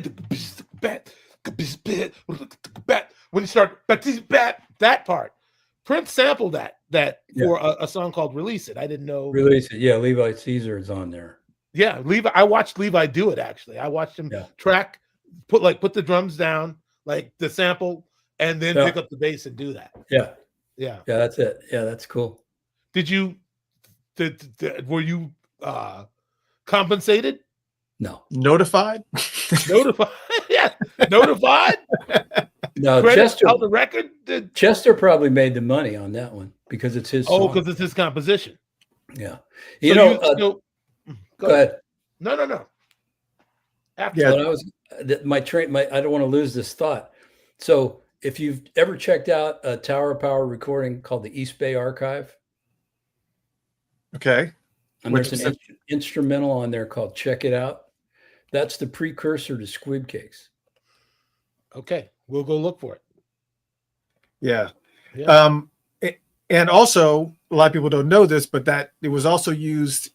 Pieces of it were also used in the Prince's song "Sleep Around" too, which was on his Emancipation album. It's actually used on that outro. So so Chester's doing well. For those who don't know, Chester Thompson used to play with Zappa, Weather Report. I mean, just the laundry list. We saw him playing with Santana at Rock in Rio in '91. Chester was playing rocking that Hammond with Santana. Pat Metheny was sitting in. There's two Chester Thompsons. One's the drummer and one's the keyboard player. Yes, absolutely. Oh, okay. Mine's not the drummer from Phil Collins's band and Genesis and all that. Right. Not Phil's guy. This is a completely different guy. This is the keyboard player, CT, Chester Thompson. Yep. One of the baddest men. One of the baddest men and nicest men on the planet. I think I might have gotten to meet him just for a hot second there at Rock in Rio, but it was, man. We went out, like 4 of us went just to see him play. Like, Santana's cool, but I want to see what Chester is doing.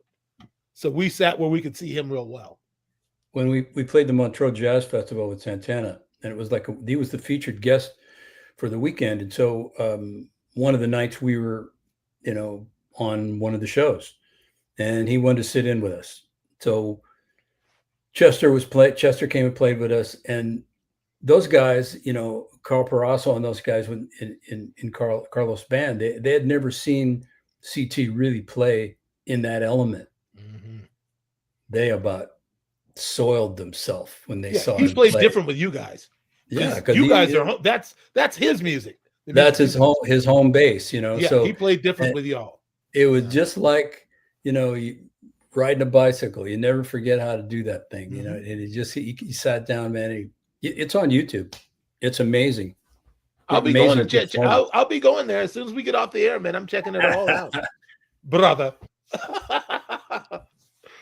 Now, you love to teach. You do a lot of teaching, and you're really, really good at it. I've watched some of your teaching stuff online. I mean, if younger drummers like study your work today, I mean, what do you hope that they really take away? I mean, what is like the one thing that you see that's like the biggest hurdle for most drummers that are drumming today? Well, for me, I mean, I call what I do kind of like, it's either disciplined, undisciplined, or, disciplined, undisciplined, one of the two, So it's kind of, it's all about creating.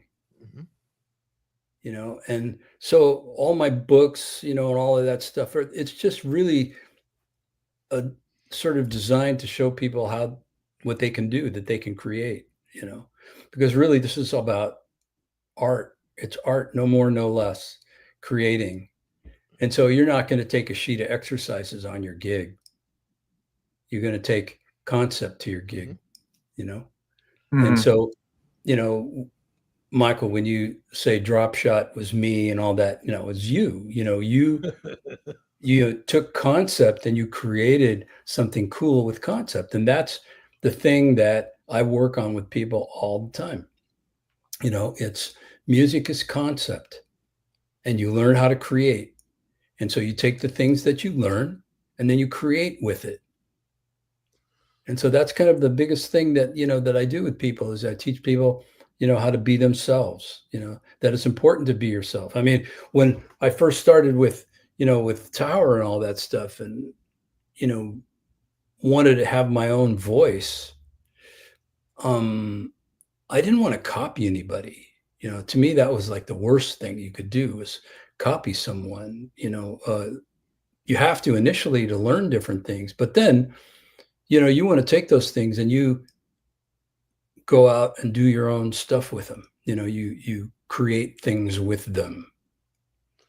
Yeah. And so the thing that I always stress is to be yourself, and that's, never out of style, you never go ahead. Is Mike Clark's style a little too close for comfort? Or do you hear him and you hear nothing of what you're doing? No, I hear Mike, I hear Mike, because, Mike, you've heard Mike play all the straight ahead stuff. I mean, he sounded like that when we first met. He had that kind of sound in his playing, that straight ahead thing, I got that, but I wasn't introduced to him through the straight ahead. I heard him on, all I'm telling you is that, there were other guys in the Bay Area too. There was Gaylord Birch. There was a guy named Sam Cox. Yeah. There was, Harvey Hughes. There was a bunch of dudes that could really play, man, that had their own sort of vibe, and they were just like jazz drummers, except they were playing the funk and creating with it. It was cool. Right. Man. Well, let me ask the next question, Chris, because you've been go ahead. No, I know. Go ahead. For the last 30, 40 minutes, man. You let a brother say a few things. You do you, boo. All right, man. So, who are your favorite cats? Living or dead? Just give me like 5. They don't have to be ranked in any particular way. Well, there's, Sonny Payne. Yeah, who you mentioned. Jake Hanna with the Woody Herman Band. Elvin Jones, Tony Williams, Zig, Purdy. Yeah, I guess it's wow. Gregorico, So there were guys that I like that who to me were and all the James Brown guys, of course, Clyde Stubblefield. So I just I heard all those things and I just tried to make one drummer out of it. Me, I tried to make me out of all the things that I was hearing, Mm-hmm. And so I didn't invent this shit at all. All I did was step out there with a way that I saw it, with my art. That's what I did. Mm-hmm. And so you listen to, Clyde playing, that I Got the Feeling. That was 1968. Hello? Yeah, I forget sometimes. Yeah, don't. Yeah. I mean, it's amazing, isn't it? I mean, So he was like really one of the architects of that vocabulary, Sure.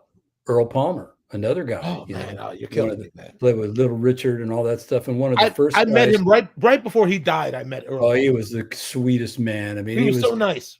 He was totally cool. And the cool thing, interesting, he knew what everybody was doing.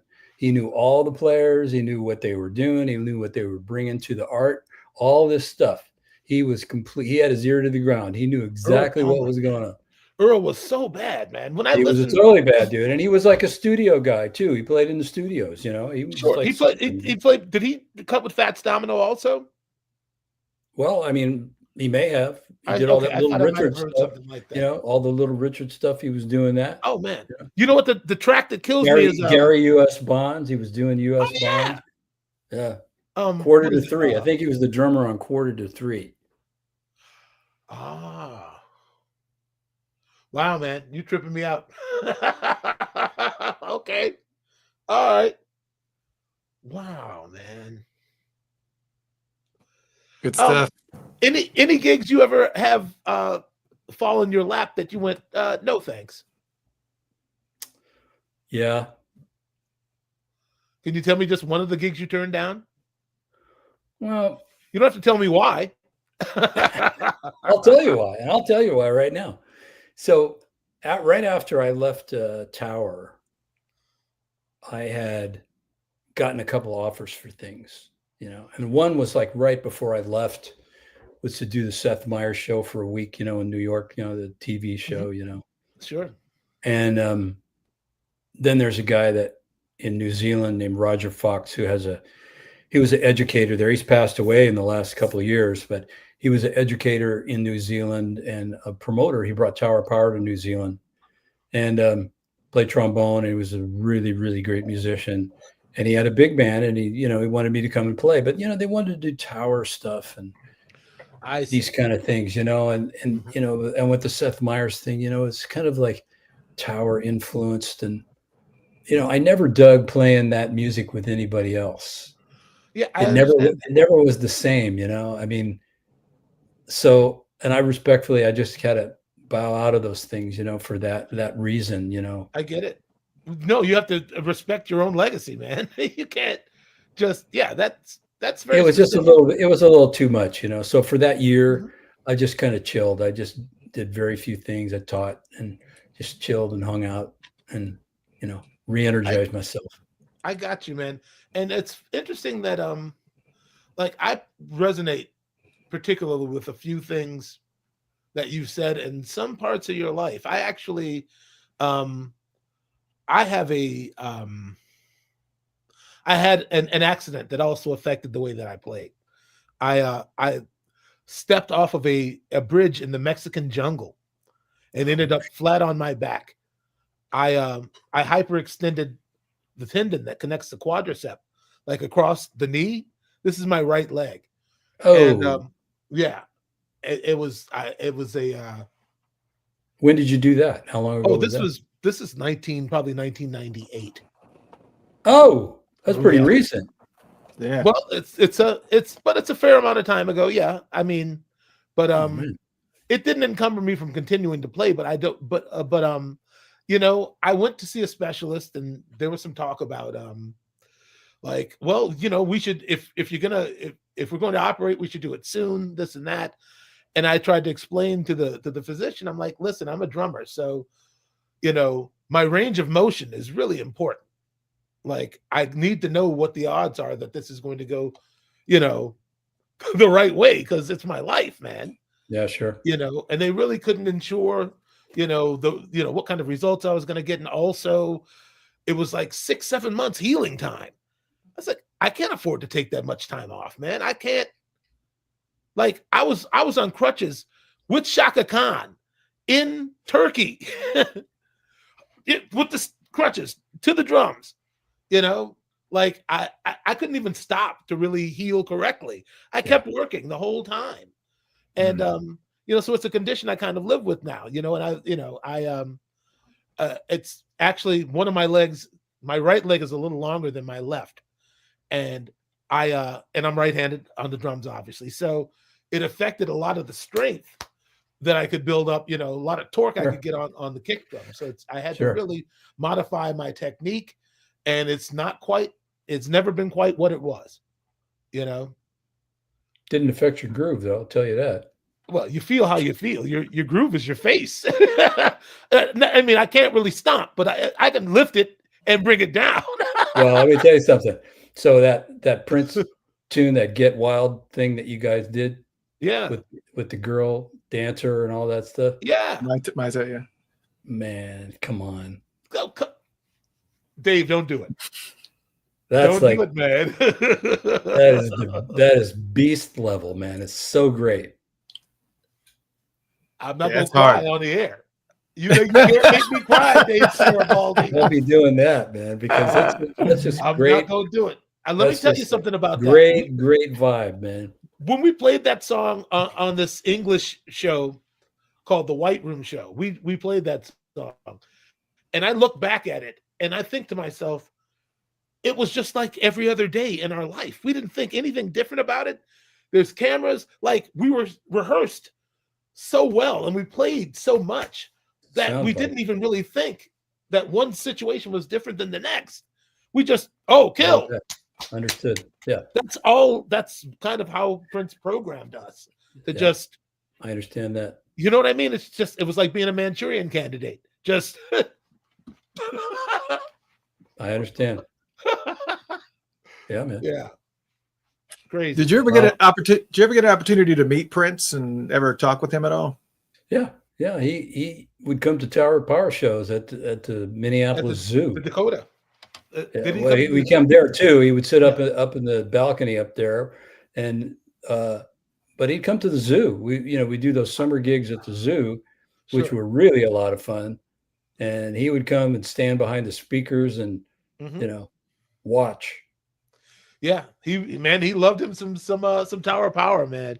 And he came and introduced himself to me one night, and I didn't realize how small he was. Really, I mean, I felt like Kareem Abdul-Jabbar when he's like shaking hands with me, and looking down at this guy.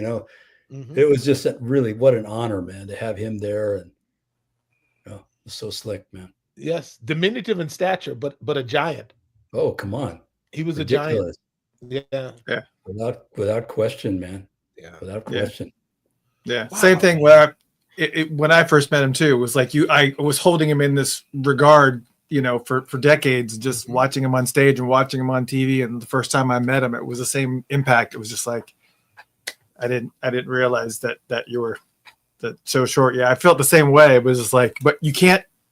You cannot mess with that dude, man. You don't think of him like that, no, exactly. The first time that I met Elvin Jones, was at a NAMM show, and we took a picture together, and he was shorter than me, and I couldn't believe it. I mean, here I'm picturing this guy, this monster guy, man, who can do all of this. He does such great drumming, and But was he also 80 by the time you did this? No, he may have been on the shrink by then. No.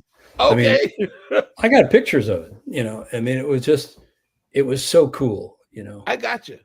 I had a different experience seeing Elvin. I was at a thing for the NAMM show, and it was a bunch of Yamaha drummers back in the corner, and wow. I'm trying to remember who all I saw there. It was like Dave Weckl and what's the dude? The roster. I'm surprised you weren't there. Actually, I may have been.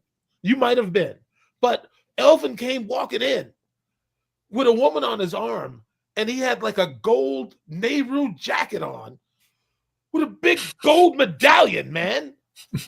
And everybody stopped like the Pope came in the room. It was incredible how much respect. Yeah, man. And I thought, yes, give that man his respect. He's one of the greatest of all time. There was a clinic that he did in LA once. I think it was at a PAS thing in LA. Okay. It might have been PAS, but it was a clinic that he did. And the room was full. And he didn't do very much playing. He talked, but the vibe was so amazing, man. I remember the stage being lit. The room's really dark. It's full. All the bad dudes are in there. And here's Elvin up there talking about his life and all this other stuff. And he'd play a little bit, but really nobody cared if he played. They just wanted to see him and hear him talk and oh yes, and all absolutely. That stuff, No, it was like a deity walking in the room, man. Yeah, man. I was so happy for him that he was around people who really appreciated his contribution. Yeah. Like what he meant to every drummer in that room, man. I mean, a Oh, lot no. of us just sort of fell silent. But some of the older cats like Rick Murata or those guys, they walked right up to him. I was like, I can't. You know, not that I didn't feel worthy, but I was just like, you know, It was super friendly, you know. I So it was like super friendly. And so, you know, there's a guy in Seattle, Don Bennett, who had a drum shop there for years. And now he's got an online thing, sells vintage gear and all this. And so he bought a lot of Elvin's stuff. And so I was at his warehouse up in Seattle, and he had this bin, like, you know, those plastic bins full of Elvin's drumsticks and brushes, the used stuff. You know, Elvin kept all that stuff. I mean, sticks that are all beat, the brushes look like this, you know, just like the pictures you see, right? Yeah. And so he says, "You want a couple of pairs?" So he gave me some pairs of Elvin sticks and brushes. I have them out in my garage where, you know, where I keep some of my gear. It's amazing, man, to have those things in your hand. This is like Elvin used this stuff, you know, and the brushes, they're all like looking like claws and everything. Stunning. Wow, man. Oh, wow. That's super cool. So cool. We have a question from the audience from Crystal Lawler. Says, love to hear what he thought about working with. Love to hear what thought about working with Boss Skaggs. Boss Skaggs. I did one tour with him, and it was we went to Texas, and I mean, that was the only time I was in his band, was that. But you know, we did gigs with Tower. Mhm. We did gigs with him when he was the Boss Skaggs Blues Band, you know, back in the day, and that was, you know, it was cool. It was a lot of fun, you know. But That's funny. I actually Boz's manager tried to hire me to go out once, and I was like, I wasn't in the space where it was like I just didn't feel like that was what I wanted to be doing at that moment. But Yeah. what was really amusing was later on I find out the same guy managed Steely Dan.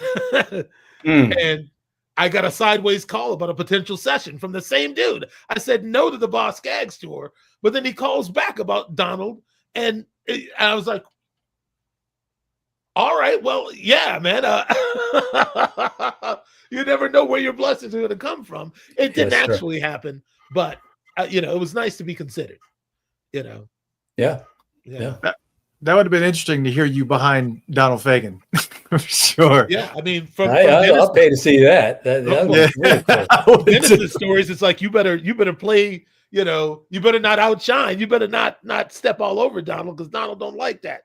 I just got done watching a documentary on Asia, and they were talking about how many drummers that they would go through in like a recording session. It was just like, wow, you guys are looking for something really specific. That was a little excessive, you know, but that's what they did, you know. Yeah, that's their thing. And you know what? I would have been ready for it by then, because I did a lot of that sort of thing with Prince. I would replace drums on old tracks all the time, only because I had the intuition to kind of, you know, like I had developed the ability to play the track, even if I was replacing old drums. It sounded like I was there first. Yeah, sure. I just you know, you start to, if you go through something enough times, it's like, oh, I see the bass player is doing this here.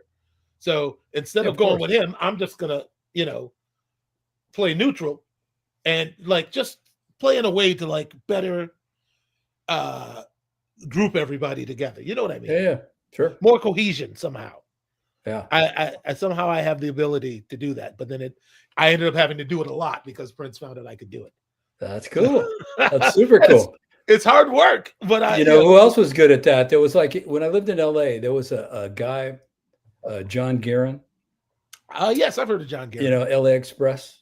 Yes. Well, John Guerin was a legendary session guy in LA. All the you know, a lot of other people didn't know about him, but all the musicians did, because he could play every kind of music, and he was great in the studio. And he did all the drums on that Bird movie. Oh, wow.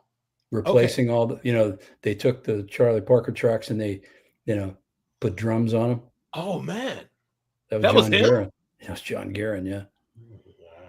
Wow. Yeah, because when I lived in LA,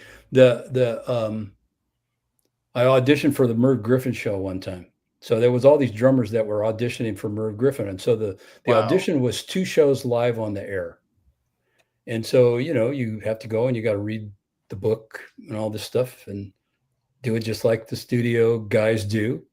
And so it was pretty fun. I mean, it was a little intimidating, but it was fun nonetheless. The conductor was Mort Lindsay, really famous, LA studio conductor, TV show conductor, right? And so after I do the shows, he calls me in his office and we're talking and all that stuff. And he says, John Guerin's coming back to town. I think I'm going to try him out here, give him a shot at this, because he had been in and out of the studio life, a couple, 3 times, for different offenses, I guess. And, so he ended up getting the gig, I see. But if you're going to lose, a gig, somebody, he's the guy to lose it to, because he was the man. Amazing guy, amazing musician, John Guerin. Played all that Michael Frank stuff. Sleeping Gypsy, great Michael Frank's recording. I'm not as familiar with Michael Frank's, but that's pretty cool. Okay. Cool stuff. Man. So you've done so many teaching videos, and I wanted to try something. This is going to be completely experimental.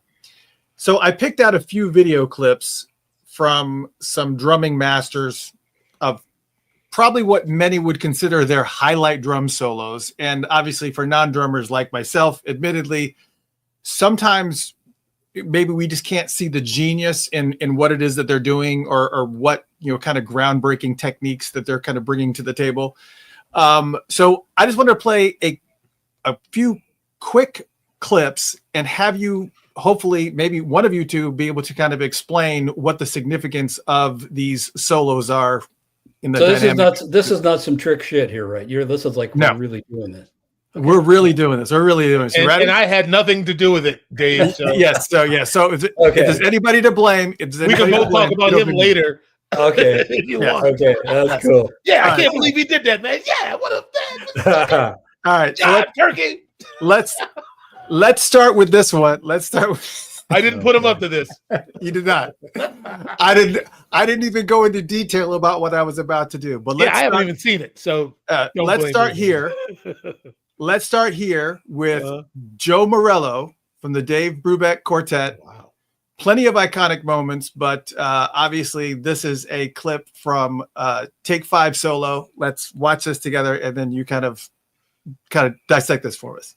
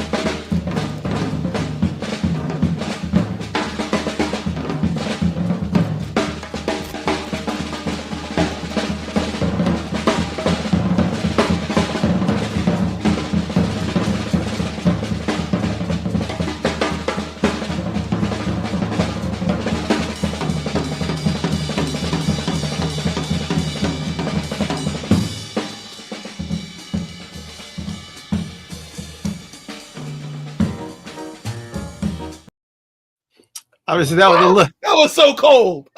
Totally, man. Woo! And you notice he's playing with the sticks at the butt end of the sticks too. Oh yeah. I mean, so come on. So what are some of the things? What are some of the things that non-drummers are missing? Obviously, even if you watch as a non-drum, you're like, "Holy cow, that is just unreal." But what are some of the dynamic little pieces that non-drummers would probably miss on that? Well, the buttons that you just meant. There's a lot there. I don't know. It's just I'd have to listen to more of it to listen to the context of it. I'd want to hear how he gets into it, and because the solo sounds like it's kind of joined in the middle. You know, you're kind of cutting in You the cut middle. to the flashy part. We don't know where he came from. He was developed. Yeah. Oh yeah. Okay. That's Yeah. all. I mean, he was really great at building his solo and very musical. You know, there's that one song that Brubeck, Castilian drums, that's got a beautiful drum solo on it. And so, you know, he played very musically, you know, really, really Yeah. cool. Great hand technique. Cool stuff, man. Yeah, I counted all the way through. I was like, oh, it's take 5. I just kept counting and watching his hands, man. I'm like, this dude, he didn't miss nothing. No, that's he really, didn't leave really a- amazing. Oh Yeah. man, So cool. Yeah. so in there. Yeah, he was definitely a rocket. Now, were either of you familiar? Maybe you were. I mean, obviously you're drummers, but I grew up listening to the Carpenters, but for whatever reason, I did not know that Karen Carpenter was a drummer as well. For whatever reason, I did not know that. And but I found a clip of her playing, and I was kind of curious as to what your takeaway was. This little clip here. It's just a 30-second clip, so that's this one here.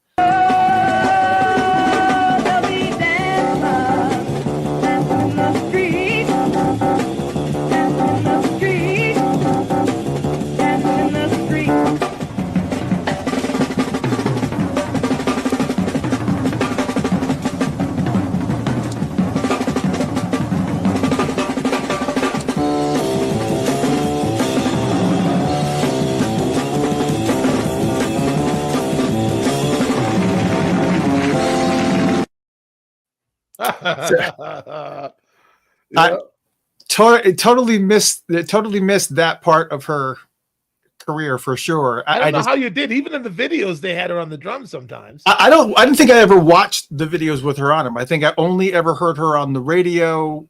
We didn't really watch a lot of late night TV or whatever, but yeah, I mean, I was surprised. I know that I'm not alone, but I mean, it's just, wow, she was pretty little formidable drummer there. But let me permit me to say that was from the time when Buddy Rich ruled everything. And that's how she's playing. She's kind of playing like, oh, hey, that's what Buddy does. So it's kind of, that's the feeling I get when I see what she's doing. It's like, oh, when I hear what she's doing, it's like, okay, Buddy Rich kind of had he probably got his business on everybody around that time a little bit. She was cool. I mean, that sounds really cool to me. I mean, she's clocking, she's doing everything she's supposed to be doing. Absolutely. So she got playing time with her hi-hat and stuff, you know. I mean, yeah. Mm-hmm. Yeah, that's cool. All right, we only got one more for you. This is another 30-second one. One more for you. Check this one out.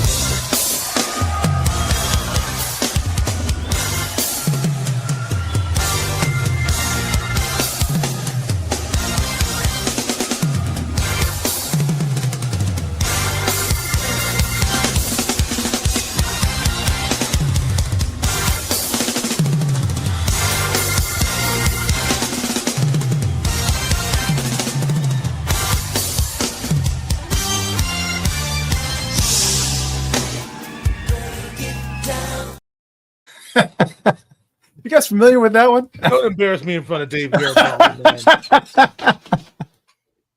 That's some pretty cool stuff right there. Great drum sound, man. I mean, a nice fat fills, and you know, I mean, come on, man. That's great. It is. I don't know.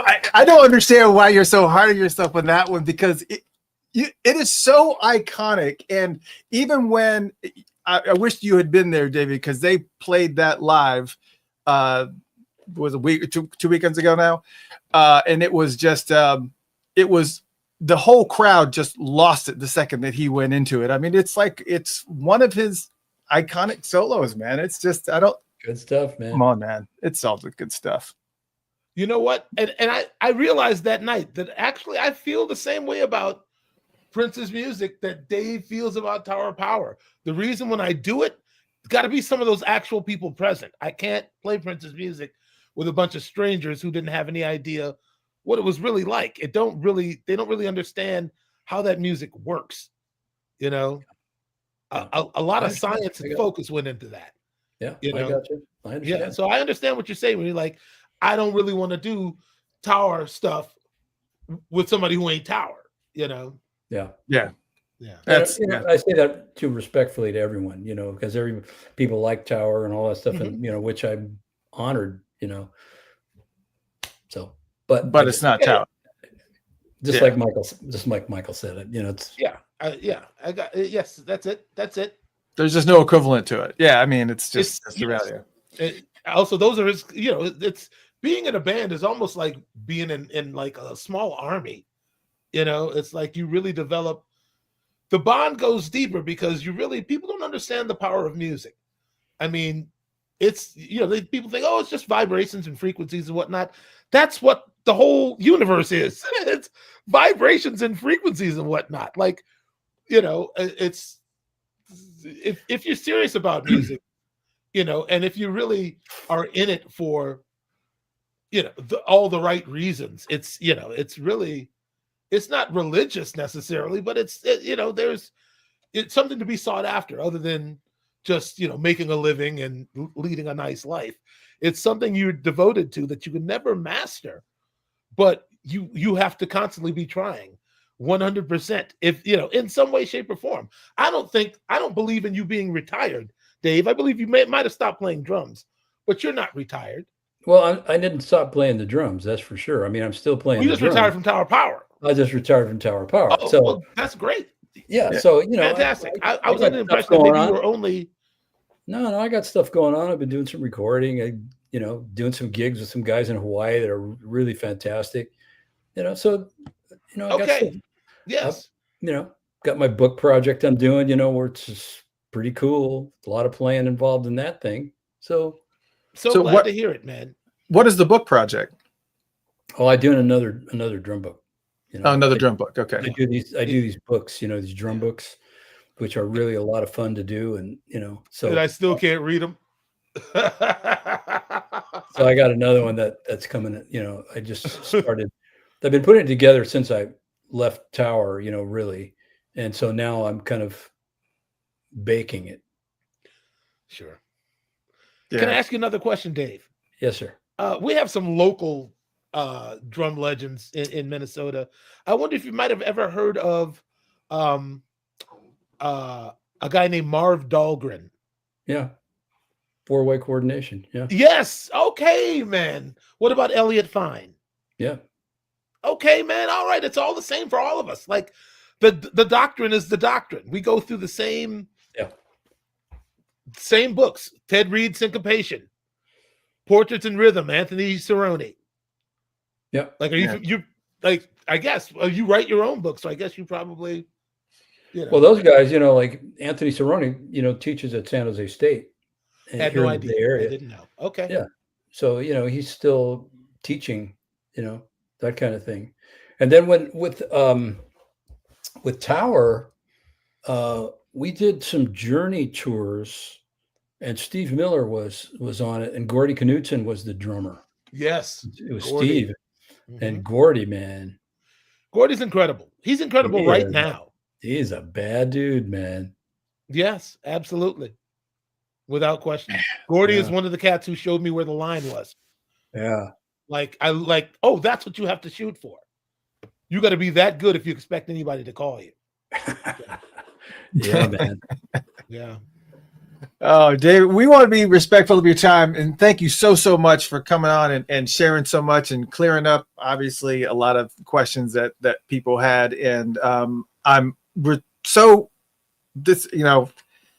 it's kind of sad that you're no longer, doing the Tower Power thing, but we realize you're kind of in a new phase. And, what's the best place for people to keep up with what's going on with you?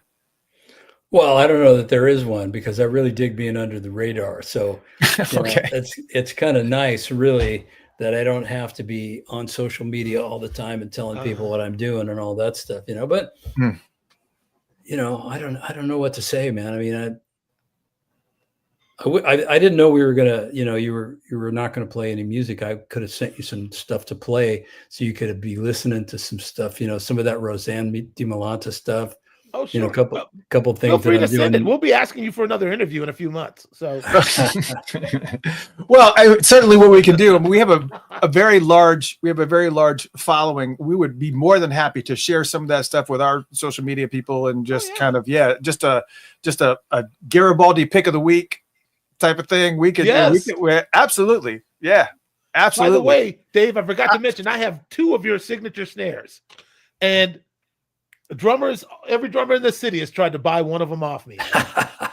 Your snare was the best of those signature series Yamaha snares. I would have to say yes. I would agree with you. It's the best sounding, man. They even said so.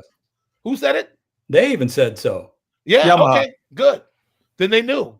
And actually, after Magoo left me, he was working for Quest for a while. He was working for Questlove, and Quest asked Magoo to ask me "What's that snare drum he's rocking?" And I told him, "This is a Garibaldi signature snare, man." And I looked up, and he was on TV playing one of them. Yeah, is it no longer available? No, as they far discontinued. Yeah. They discontinued all the signature snares. Yeah, you know, so everybody's got shut down. You know? I got as many as I could before they shut down. There was a bunch of really good ones that they had. You know, a lot of guys had some cool snare drums out. Mm-hmm. You know, yeah. I use the Steve Jordan signature snare a lot. Actually, that's a good one. But I saw him playing it with the wood hoops, so I called whoever it was I think it was Joe Testa at the time, and I said, "Joe, I saw Steve play it, and he had wooden hoops." He said, "Yeah, well, we didn't make those for those aren't available for retail." I said, "Yeah, but those are Japanese people, so I bet you there's another pair. They wouldn't make one pair and stop." I said, "Can you at least check the factory?" And sure enough, they were laying somewhere, and they sent me the wood hoops for the drum. It sounds so much better to me with the wooden hoops. I know Jordan now, and I still haven't told him. That's great. That's great. Man, that's great. Yeah, definitely. Dave, you're an icon in my world, man. Oh, you're nice, man. I appreciate it. You gave me homework too. Got to look up Roseanne Dumalata, Breakfast Dance and Barbecue, Live at the Sands. There's all kind of other stuff too. There's all kind of other stuff too. So, sure. Don't forget the Gino Vanelli. Yeah, the Gino Vanelli stuff. But don't be telling people that I'm not playing the drums anymore. Don't be doing that. Oh, definitely. No. I'm happy to hear that you still. I'll tell anybody who asks. Absolutely. Yeah, no, he's doing it. You know, once a drummer, always a drummer. Come in. I mean, I was going to say that maybe you had fallen out of the brotherhood, but no, you just diversified. No. You're there, man. No. You're there, brother. And we're glad to hear it. We're glad to hear it. Absolutely. It's all good. Oh my gosh. All right. So I will be in touch with you to find out what the Garibaldi pick of the week is going to be for and we're going to put it out there and make sure that everybody does their homework. We'll do that. We'll do that. Oh man, how cool. Yes, absolutely. Absolutely. We appreciate you, man. Thank you so much for coming on. All right, fellas. Yes. So we've done it. We've done it. We've done it. Right. We've done it. Yeah. All right. All right, everybody. It's the one, the only, the Master Tower of Power from now he's just doing the David Garibaldi thing. Yeah. You'll find out. David Garibaldi is David Garibaldi. Whatever you want to do. Whatever you want to do, brother, you do it. That's right. Strong J, Strong J. All right. So I'm supposed to say goodbye now, yeah? Yeah, all right. All right. Take care, man. We'll be in touch with you. All right, there he is. Wow, man. That went deep. Man, I'm gonna have to. And on top of that, we getting a Garibaldi pick of the week now. So sure. You're gonna be ready. You gotta be ready. You guys need to be ready to do your homework because we're gonna dig in farther. You gotta understand one thing is gonna happen with this show, and I've been pre-warning you about this for a long time now. We are definitely going outside of the purple circle. We're still gonna serve our purple people, but we got to go outside the purple circle to get the information. And so you guys need to be ready to do your homework because we're going to be taking you up to the next level. And it's important that you stay knowledgeable and be able to grow musically. Oh, yeah. Absolutely. That's what you can do here, man. Whether you're a musician or not, just even as a listener, expand your mind, expand your palate. And even even as I do the show, every single show I do, I learn something. Me too. I mean, I've learned there's a bunch of things I didn't know. Now, I know that Audrey was mentioning that Roseanne de Mulata, that she was actually the one that was playing keyboards on the Ellen show when Prince performed. And I didn't know that. I don't know if I was paying attention. I don't know, but that's good to know. Yeah, this is going to be, I can't wait. There's so many things coming. You guys don't even know. Yeah, this show's heating up, man. We're headed somewhere with this thing, man. Absolutely. We should change our name to the Smash Hit Brothers. The Smash Hit Brothers. It was.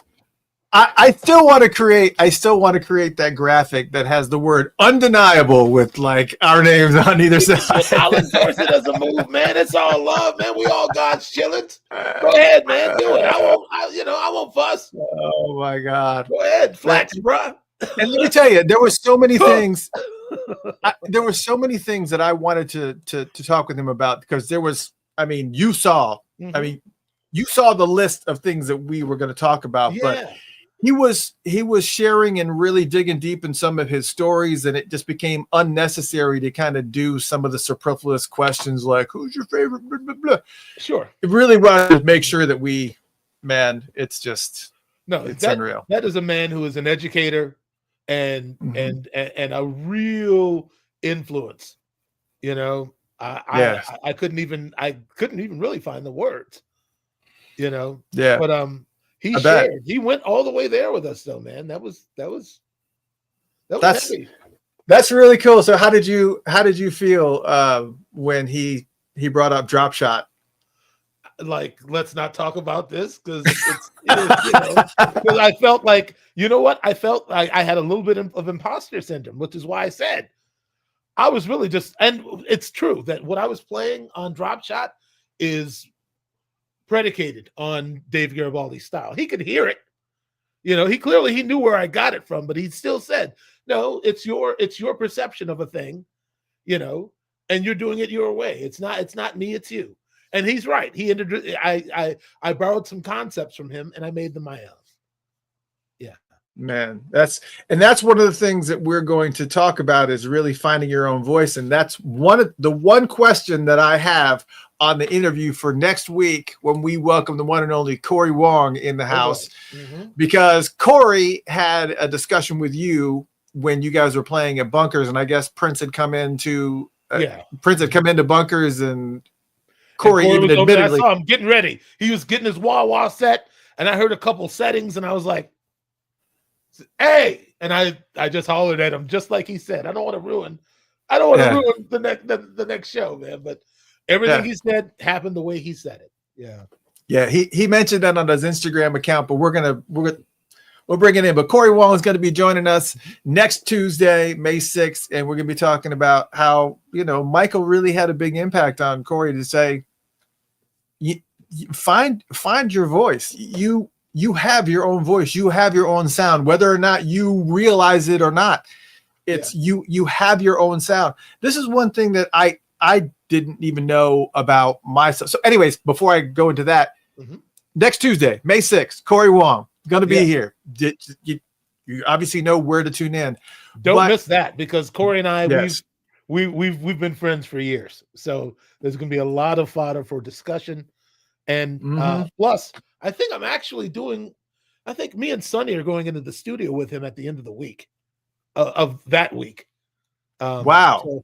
So that I'm not gonna have a whole lot of Corey Wong time next week. I think we're recording on the 8th and 9th of May here in Minneapolis. Oh, so that's gonna be material. And oh, that's awesome. Yeah, he's such a great improviser, and just how he just continually creates, and seems like every album just kind of has a little bit different flavor, and it just kind of wherever he's feeling it, he just kind of just goes. Man. I mean, you know, he's off doing he's in the big leagues now, but every once in a while he'll still drop me a phone call or text me, man. So it's nice not to have these cats forget you, you know, when they come up through your ranks, you know, and they still pay homage, you know. It's you know, those cats are good for that. Petar Janic, Corey Wong, all those cats that came on the scene with Corey.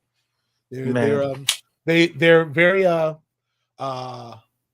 respectful and what's the word I'm looking for? They're just open with the fact that they really came and trained with us.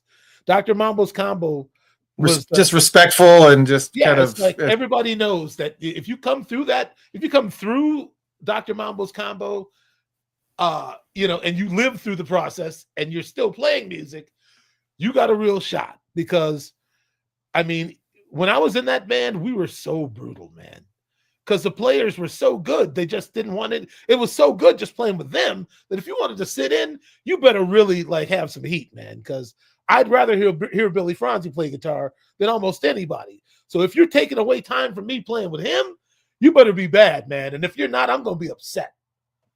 Like when you love playing with who you're playing with, and then cats want to get in there and, hey, let me get a little bit of that, man. And it's okay, man. You don't know how many people I threw off of that stage, man. Oh, really? Woo! Whoa! Gosh. Any names we know? No. Fortunately, no. Fortunately, no. And if there was, you wouldn't say, right? Well, why smear? Why smear? Right, exactly. Saying, it was that kind of band where it's like we really love playing together. So if you're gonna sit in, you better have, people like Joey DeFrancesco would sit in with the combo. I mean, Prince would sit in with the combo. So it's like, listen, man, don't just get up here trying to impress your girlfriend. You better have a real chop, and be ready to play some music, man. Because this is not about, showing off. This is about like, let's go, man. If you're gonna do it. And a lot of people don't really want to do it, and they don't realize that until they're around a bunch of cats who are doing it, and then they say, "You're not doing it, man. Hit the showers." So we just, we're very fussy about people interrupting our action. I bet. It's just, and Dr. Mambo's combo, just like you said, it's just like everybody that's kind of there. It's kind of, I've always kind of wondered why Margie really didn't do much. Like she wasn't, why she kind of is just there, and just because she's such a phenomenal singer. It's just like, she's just kind of. I'll tell you something. There's a famous quote that goes, "One man's dream is another man's lunch." And the reality is that the music business is hardcore, man. It ain't for everybody. And I think Margaret's one of those people who's like, I don't really want all the stuff that goes on. Unfortunately, I think that her experience with Prince and her record not coming out, I think that kind of soured her probably a little bit. I don't mean to speak for her, but I was kind of around for most of that. But I think, ultimately whatever peace she had to make with Prince, she made it before he transitioned. But Margaret is a person she's not doing it for the fame. She's not doing it for recognition. Margaret is happy to go down to bunkers and slay everybody and go back home and feed her cats. And if that's all it takes to make Margaret happy, then that's all right, Now, was that album supposed to, when you look at Tamara and the Scene, when she was doing the Tamara and Scene with Jesse and all those, all that, was she, was that Margie album that Prince was supposed to release? Was that after the Tamara and the Scene, or was that during, before? What was the timing of that? It was after. As far as I know, he got her out of her contract with A&M or with Jesse or however it went. He did that first, and then he started working on her record right away. Yeah. Man. And that's something that's still sitting in the vault. Yeah, listen, I have a recording of a why am I telling the whole world this? I have a recording of Margaret recorded a version of Fire by Jimi Hendrix. Really? Okay. Prince did it. Like Prince did the music and the arrangement and whatnot. Margaret sang it, and like about 3 minutes in, Patti LaBelle starts singing too. It's the coldest thing I may have ever heard in my life.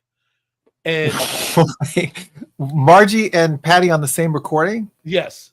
Are you kidding me? I was in Studio A when Prince played it for Rosie, and Rosie sat there with her purse, and she was looking at the speakers, and she heard all that. She said, "You mean to tell me that's a white woman?" That's what Rosie Gaines said about it. Margaret, listen, Dr. Mambo's Combo played a wedding reception for Neil Schon from Journey, right? Mm-hmm. It was in the IDS building in Crystal Court, and all these like cats from San Francisco, from the Oakland area were there because Journey's from Oakland. The whole band was there. Herbie Herbert was there. He managed Santana, Roxette, Journey, like, and also he ran like a stage and lighting, Nightmare Productions. Like he was like a mega like big time dude, man. He's there. Narada Michael Walden is there. Wow. All these cats, right? Margaret starts singing. It was probably like a Shaka Khan song, and I see Narada Michael Walden stop in his tracks and turn around, and he stood there and he listened to Margaret, and I saw his mouth say, "That's the white Shaka." He said, "That's the white Shaka," and he tried to corner Margaret a little later on her break, but she didn't realize he was trying to talk serious to her and not like nonsense, Mm-hmm. So she kind of skirted away and went to the bathroom, and I was like, "Margaret, do you know that dude produced Whitney Houston's first 3 records?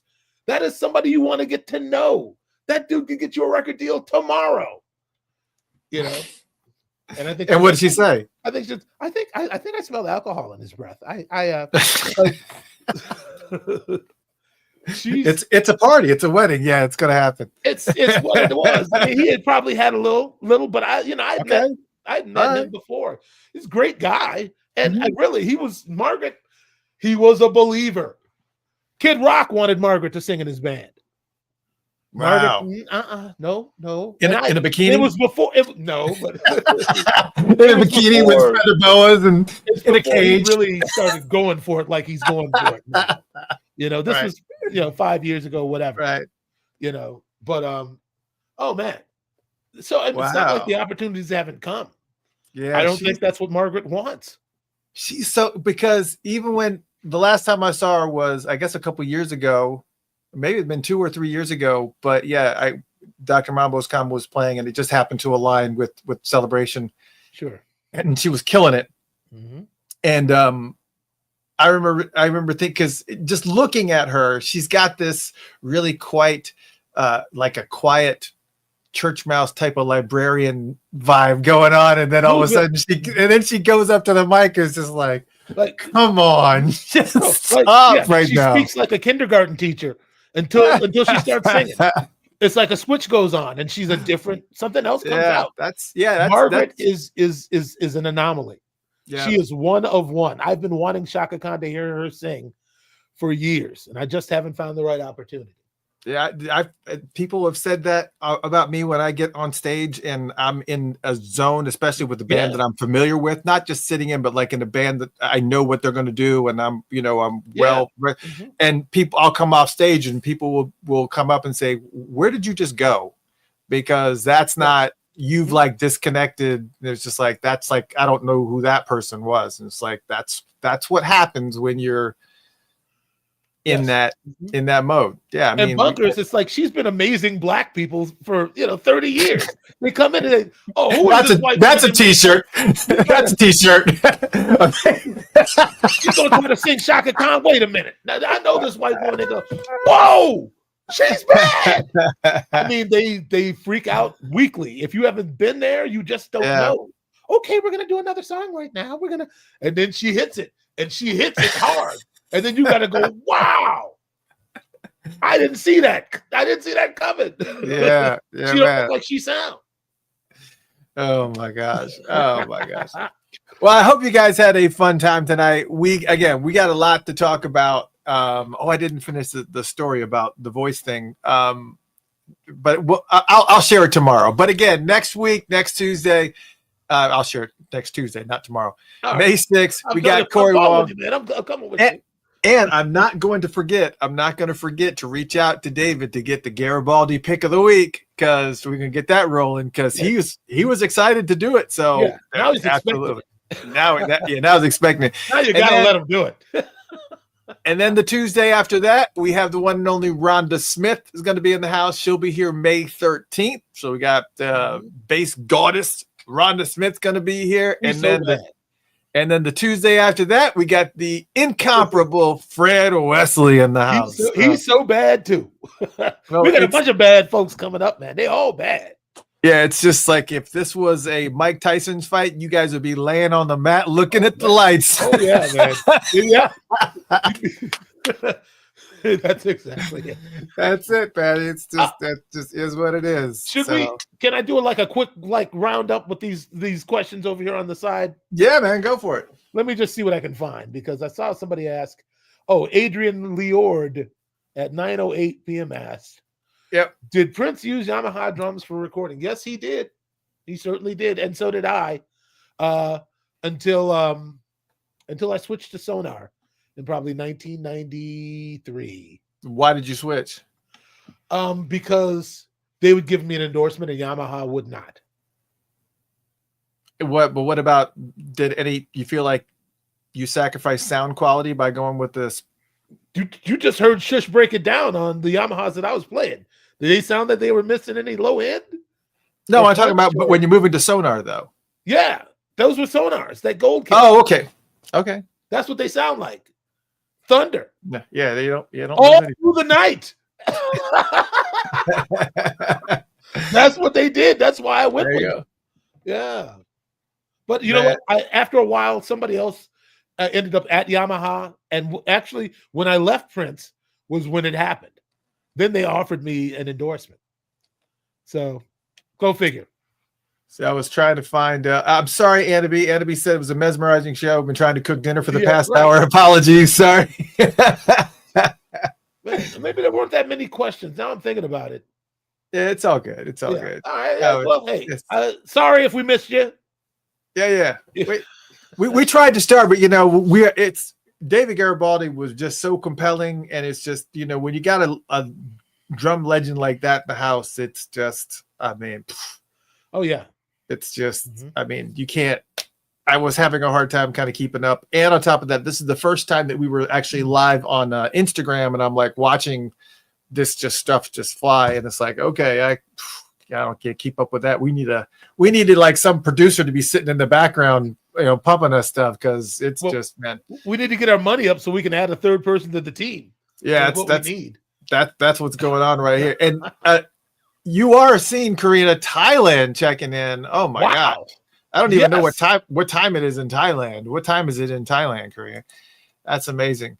But yeah, again, look forward to seeing you guys next Tuesday with Corey Wong in the house, and it's going to be an amazing show. For those just joining us, you're listening to Funkatopia Live, watching Funkatopia Live. I'm your host, Mr. Christopher. This is an official co-host, Michael Bland. He's not a special guest that's just sitting in here. He is the co-host of Funkatopia Live. Nothing special about me. Nope. Yeah, no, there. Michael Bland. Bland means special about the presence of you here, right now in this moment. As exciting as watching paint dry. Everybody knows it. I'm a dud. I'm a nobody. It's all right. I was going over here just digging this hole. I ain't nobody. Oh, Lord. All right, everybody, get some rest, especially over there in Thailand. You're probably getting ready to work. Because I don't know what time it is in Thailand. Listen, man, just leave it there. I was about to say something that nobody wants to hear. Yeah, it's 9:19 in the morning in Thailand right now. Yes, don't trigger me, Mr. Christopher. I'll get us shut down, man. You don't want that.